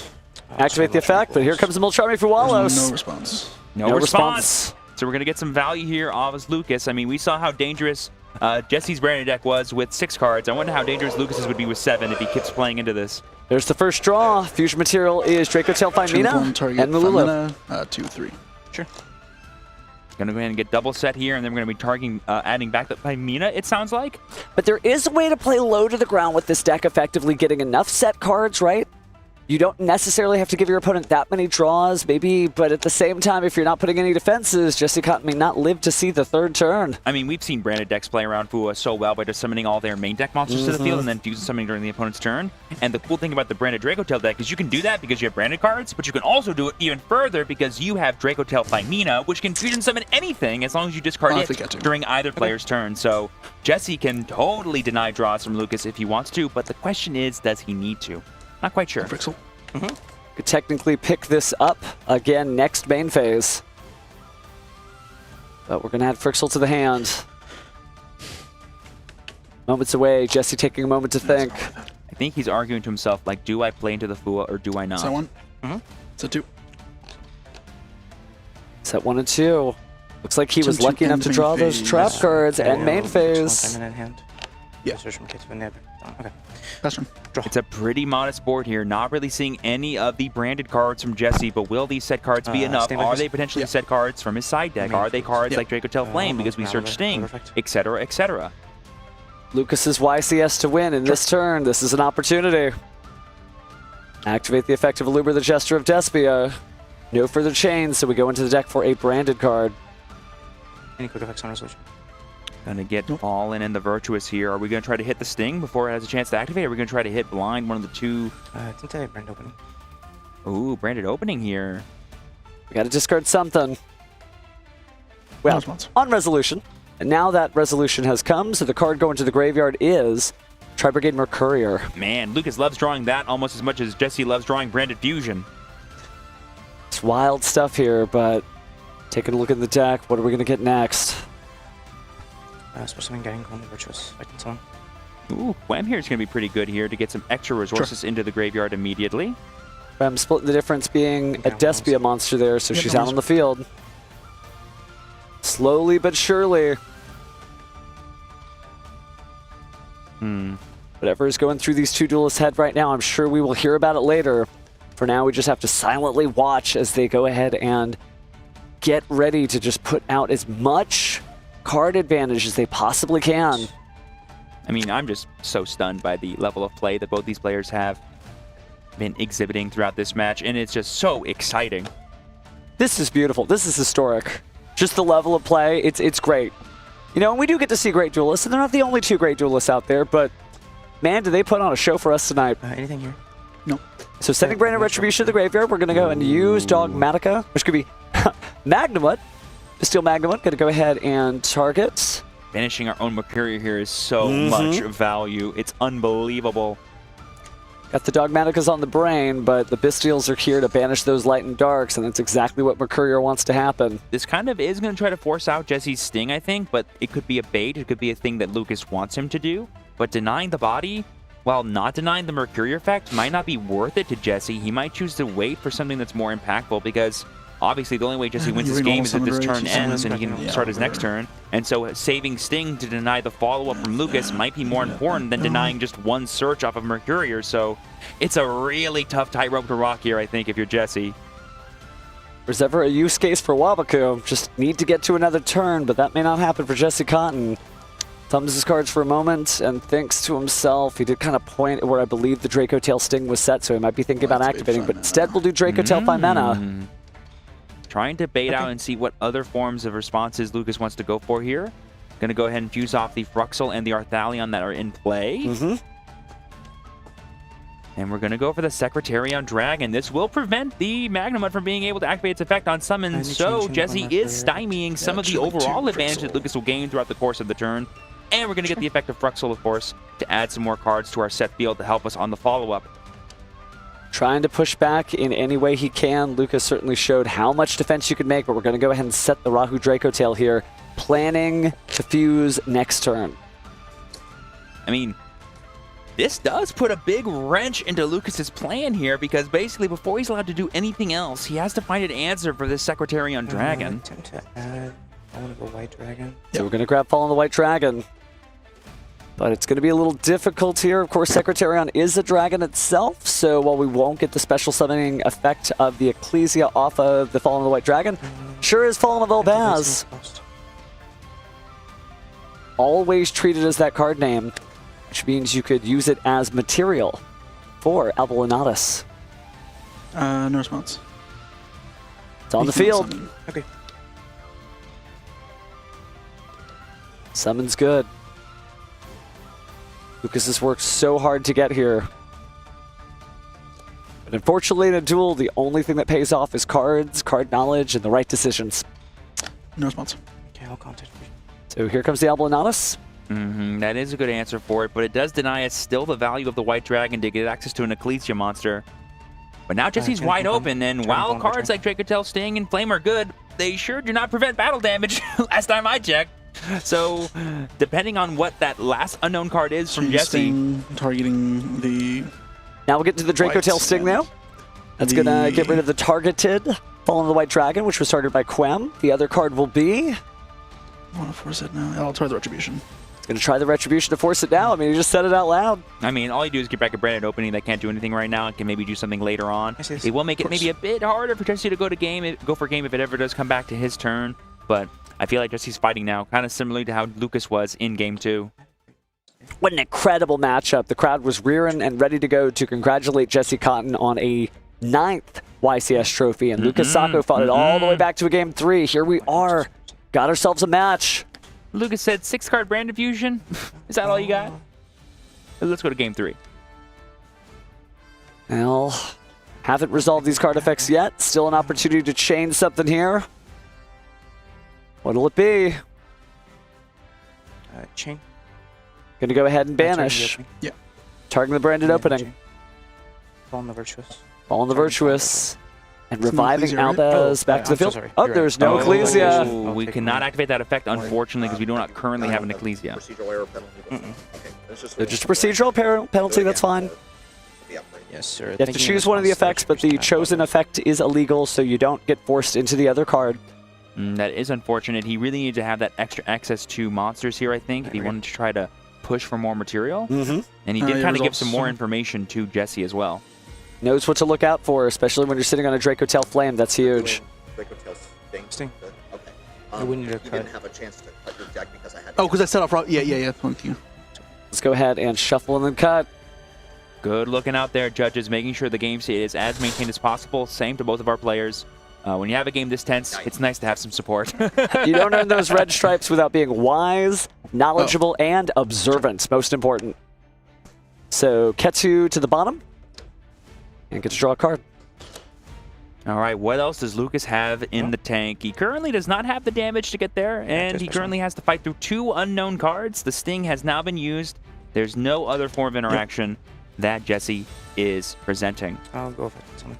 But the numbers are getting bigger and bigger. Yeah. Okay, we're going to declare the effect of Ecclesia here. This will lock us out of the extra deck for the rest of the turn, I believe. That may be okay if you're reviving a card from the graveyard. But not a whole lot of great choices left, though, now. All I'm seeing is Moltremi Fualos and Albion the Branded Dragon in Lucas Sacco's graveyard. And one of those cannot be brought back because it was not properly summoned. Yeah. Let's take a look at Jesse's graveyard, though. Is the missing piece there. Yep. I'm so want to know what these set cards are. And oh, it's Draco Telehorn! Gonna go ahead and answer that Albalinatus and get Jesse even more recycling of his resources, which he desperately needs. And it does protect, too, so that's going to go back. No attack. We're going to put the Draco Tail Sting at the bottom of the deck and draw 1 new card. I've been saying all weekend long that drawing cards are the best effects in Yu-Gi-Oh! This weekend, and this deck not only has the powerful fusion spells, but also the powerful draw cards. To boot, it's awesome. So we're going to... there's the Draco Tail Flame! Normally, you don't like hard drawing your Draco Tail trap cards, but when you go first, they're pretty good. Yeah, I was just doing the life, so. So recycling. Now we get to draw another card. Jesse working his way back up. Plenty of monsters in hand. Yeah, 22. Lots of combos to be made from that, and it does look like Jesse is going to get to that next turn. After drawing 3 cards per turn and having a set Rahu Draco Tail, I mean, talk about follow-up. Hey, Jesse, what's your life at? 22, right? Should be 25, 43, 58 damage to 22. So 2,200 life points left. Faster you can hear beep, beep, beep, beep, beep. All the way down, but not all the way. Sorry, man. Looks like we're in main phase 2 now. So the crowd talks amongst themselves about what they would do in this situation. Let's see what Lucas does, because he has 3 spells to play. Four. We know at least one of them is going to be a branded opening. We know, sadly, because of the misplay that Lucas did earlier, that the other one was a copy of the Fallen Virtuous. And the last one here is Nadir's Servant. Going to go ahead and get even more cards put into our yard here to give us access to more end phase value once we get there, and get us an additional draw in the process. But what are we going to end up getting here? Now let's see what we send first. Plenty of options. Got to send 1 card. Maybe thinking about the Mirror Jade, maybe thinking about the Ecclesia and the Dark Dragon.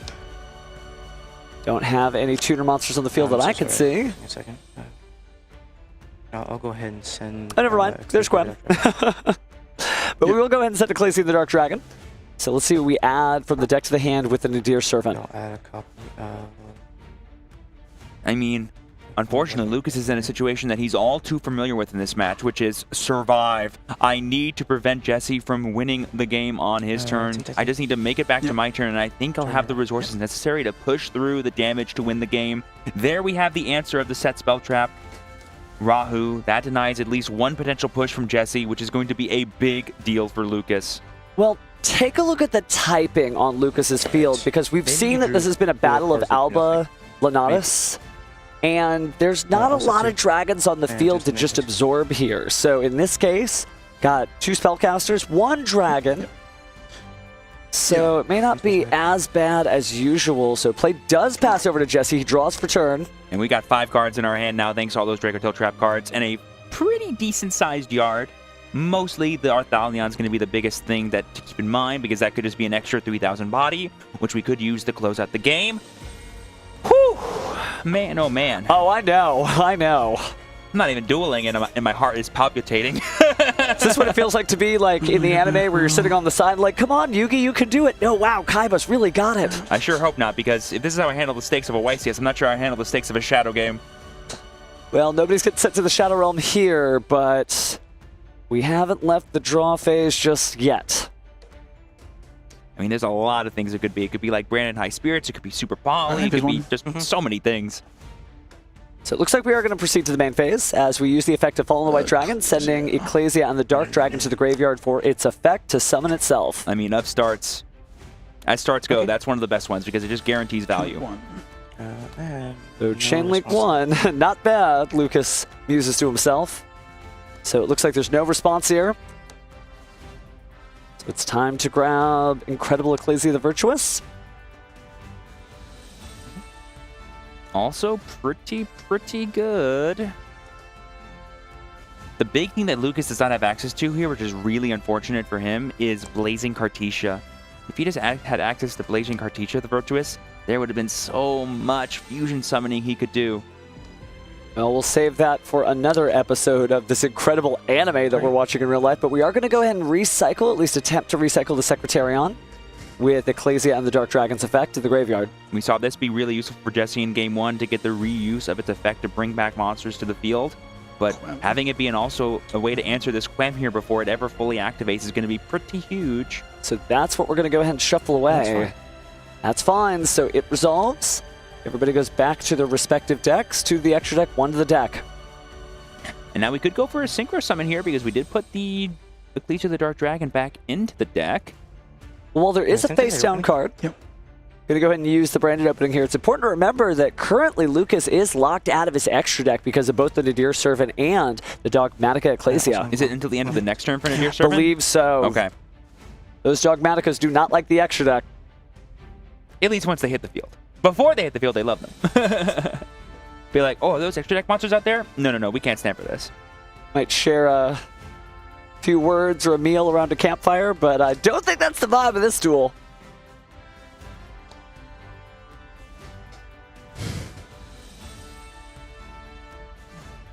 All right, thinking about what to do with Incredible Ecclesia the Virtuous.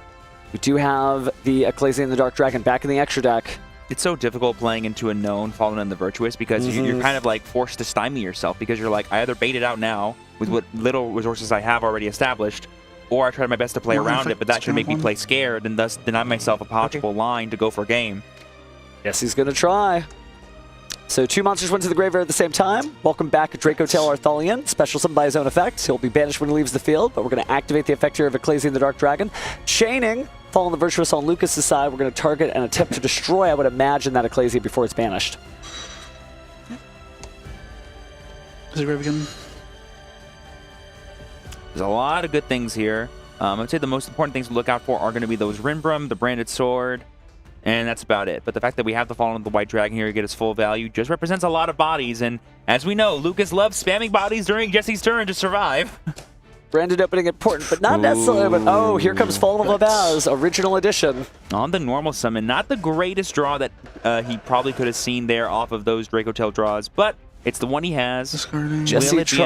Jesse trying to choose between a discard. I saw Quem and what I think is Branded High Spirits in his hand. Maybe a Fallen of the White Dragon as well.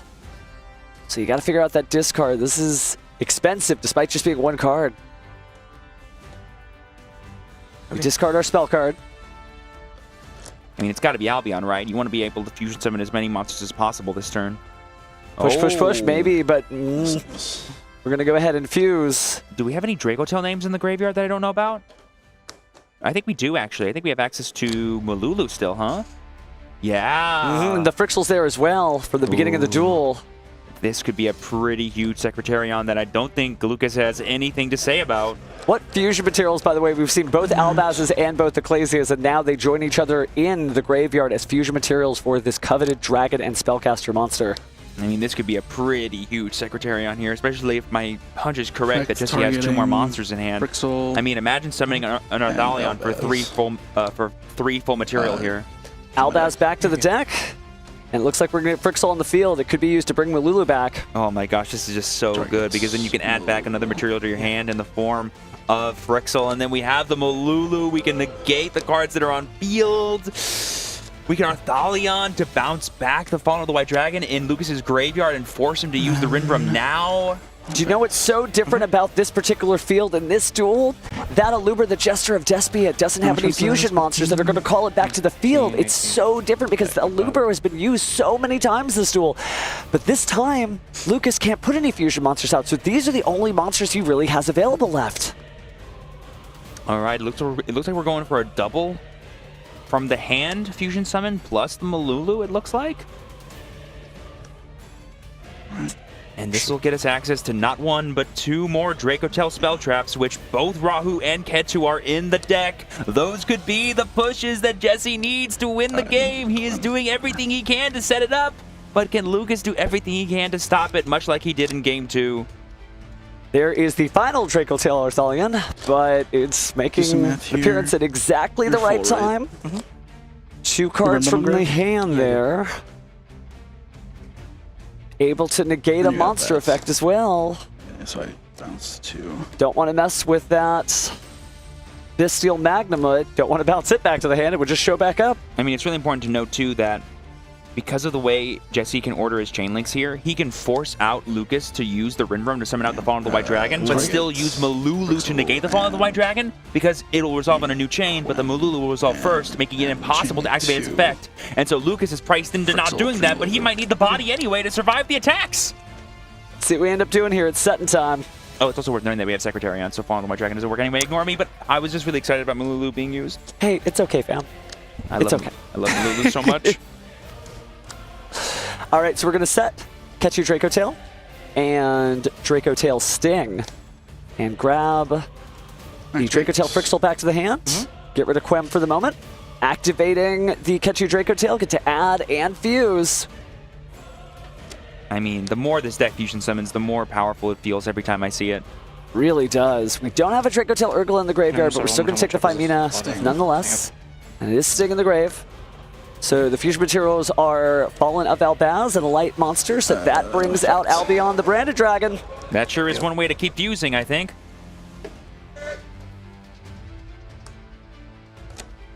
And here comes Mirror Jade, I think. Yep, a monster from the extra deck. And Fallen of Albaz! I mean... Battle phase. Battle phase it is! Attack for 1,200. 1,200 with the Draco Tail Arthalion. Attack for 500. 500, 3,000 over 25. Attack for 25. Tails oldest time, 2,500. Gonna try to activate Rinbrum here. Yeah. Chain, Branded Sword. Yeah. Mercurier. Gonna go ahead and grab the Mercurier as well. Effects. Can't use the effect of the Fall of the White Dragon. Huh? Are you choosing to Redeclare effect. So redeclaring the attack here with the Albion the Branded Dragon, but also using the effect of Mirror Jade, sending away the Titaniclad to banish it. 2,500 still gets through. There's 3,000. That's the game! Jesse Cotton is your 9-time YCS champion! I don't think you can win that game. I cannot believe it. I cannot believe it either, but what a match! Big shout outs to Lucas Sacco for providing one of the most incredible challenges that I think Jesse has ever seen, and yet there's another trophy. The headset comes off. We've seen this before, but never quite like this. Big old number 9. Of course, the only person that can beat Jesse's record of most YCS wins is himself. We are entering a new era of Yu-Gi-Oh! For our ultimate duelist to get to number 9. Unbelievable.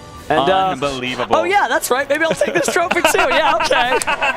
Yeah, buddy. We're even clapping back here. Oh, congratulations, Jesse. Number it is beautiful. 9. Hope I'm not miscounting that. I think it's number 9. Oh, I lost count. Honestly, wouldn't have to be surprised if you lost count. I want to give huge props, though, to Lucas Sacco. Definitely. Learning on an absolute masterclass throughout this top cut. He was one of the most impressive players I've seen in recent months and recent years playing Yu-Gi-Oh! He definitely deserves to be up here, and he made it as hard as possible for Jesse to claim his 9th win. And I think we can expect even more great things from him as he continues to play. A world championship caliber duelist fighting against a world champion. Wow. Oh my goodness. I'm so full because that was a gluttonous match. Does that make sense what I'm saying? Like we were given so much dessert during that match. I'm gonna say it. That duel ate and left no crumbs. Sorry. Oh my goodness. Cash the check. We're out of here. That was something special. Oh my goodness. How do you even sleep after that? That was so good and such a great display that Draco Tail is still here. Oh my gosh. So good. And just the added benefit of those Draco Tail traps. So you saw Jesse's hand going first was kind of quote unquote not useful. He couldn't keep playing, but he could stop Lucas from playing, which sometimes is good enough, especially when you have the dangerous follow-up that is the Branded and Draco Tail archetype. Another trophy for the collection. I guess what's next? Number 10? I mean, as long as you're Jesse, it's like, what's the next one going to be? Who knows? Doesn't matter. I'm riding high right now. That was just incredible. That was really incredible. And that's the stuff you just live for every time you watch a YCS. Whether it's Genesys, whether it's the advanced format, maybe you're watching the World Championship for Yu-Gi-Oh! Duel Links, Yu-Gi-Oh! Master Duel. Just a duel like that on its own. You're at locals and you look over the table. That is what this game is about.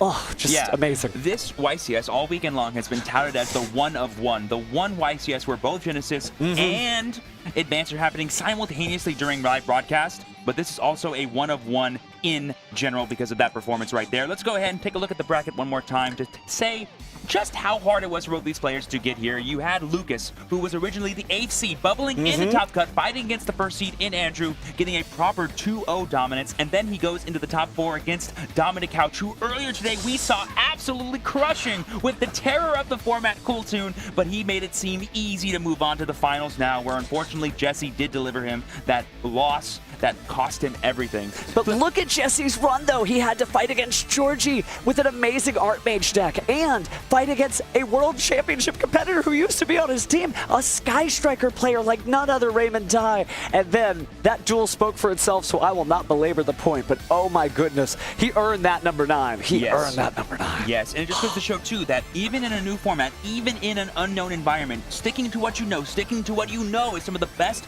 cards in all of the game. The Draco Tail cards can deliver you results. Huge props to Jesse for sticking with that archetype. I know it was maybe due to time or maybe due to some other constraints. Who cares? He put on a masterclass and demands from me the respect that he deserves. Just absolutely. And considering that we also had Stanley, who had been to every single Genesys event that we had, and he's our first Genesys Championship, that's incredible. But let's go ahead and say goodbye. That's enough for us. We're going to go recover. Let's throw it to the stage to hear from our new hero himself. Thank you very much. I'm honored to be on stage with the man who is inevitable, your YCS Columbus Champion, Jesse Cotton. Congratulations on another championship. You've gotten used to winning at this point, and maybe it's me, but it felt like something might have been different this time around. What was the first thought that you had after walking away victorious today? That I got lucky there, because I feel like my play in that finals was not up to my own standards. There were like small things that could be doing better, and I just wasn't fully on top of it. Like, does anything come to mind? Because I know obviously the best players in the world are going to nitpick their own play. From our perspective, we were just enjoying the show, but what do you think you could have optimized? Honestly, I'm not sure, because I feel like game 2 I should have had a way to find lethal damage there, and obviously I couldn't, but there might have been a way. Also, I'd thrust on the backswing turn, like on the grind. I couldn't think if there was a way fast enough to like maybe do Illusion Gate into something to get back in the game, but ultimately nothing really immediately struck with me. I was like, all right, I mean, Talon's drawn and whiffed, but yeah. Well, I got to say, the super polymerization is kind of what brought us to that game 3 as well. So what was going through your mind when you saw that super poly? Were you just kind of thinking like, please no, please no, please no? I mean, it wasn't that crazy to me, because obviously I gave him the opportunity. Like, as a good player, you don't want to just fixate on that aspect. If you could have won the turn earlier, there was never a chance for them to get lucky against you. So that's what I'm going on. Like, damn, like this should never have been a possibility. So I'm not blaming luck in that instance. I'm blaming my own incompetence. A fantastic answer. That's a champion's answer right there. Speaking of, you just won with Draco Tail. No other Draco Tail deck even made day 2 here in YCS Columbus. So what do you feel most proud about in your list that you think, you want to give credit to making this run to? I have no idea. So I did not put a ton of effort into this. I had a pretty stressful week, so I decided to just say I'm going to play what I have fun with. I've been playing Draco Tail for every single YCS this entire season. This was the last YCS. I'm like, you know what? I'm just going to play the last event, the same deck. Made some small tweaks, and it worked really well, apparently. Well, you highlighted last YCS. Next up is NAWCQ. So how do you feel? That's the next big event to prepare for. Do you feel like you're in good form? I mean, obviously, winning a championship gives you some momentum. Yeah, but you never want to get too cocky. But also before that is the Master Duel NAWCQ, or not NAWCQ, the Master Duel WCQ Cup, and that's in 4 weeks, and that is first in my sights. Then we go on to the NAWCQ, so one duel at a time. Now, I heard a crazy fact backstage. Asala and Joe were talking about this. This is the first year since like 2017 that you haven't already qualified for Worlds. That's like 9 years in a row of just like qualifying early every time. What do you think it is about the way you approach Yu-Gi-Oh that's given you so much success? I don't even know. I feel like as a YouTuber, if I had a good way of putting into words what made me succeed, I would just share it. But it's all the small intuition built up over 21 years of dueling that helps me a lot. You have a lot of time, a long track record of winning as well. The crowd was cheering you on. They were definitely behind you. Any final message to the crowd? Anybody here in the venue? Anybody back home that you want to shout out before we let you celebrate your win? Sure. Adichia, I'm Dr. Rahu now. Dr. Rahu himself, Jesse, congratulations. Everybody here, give it up one more time for your YCS Columbus Grand Champion, Jesse Cotton!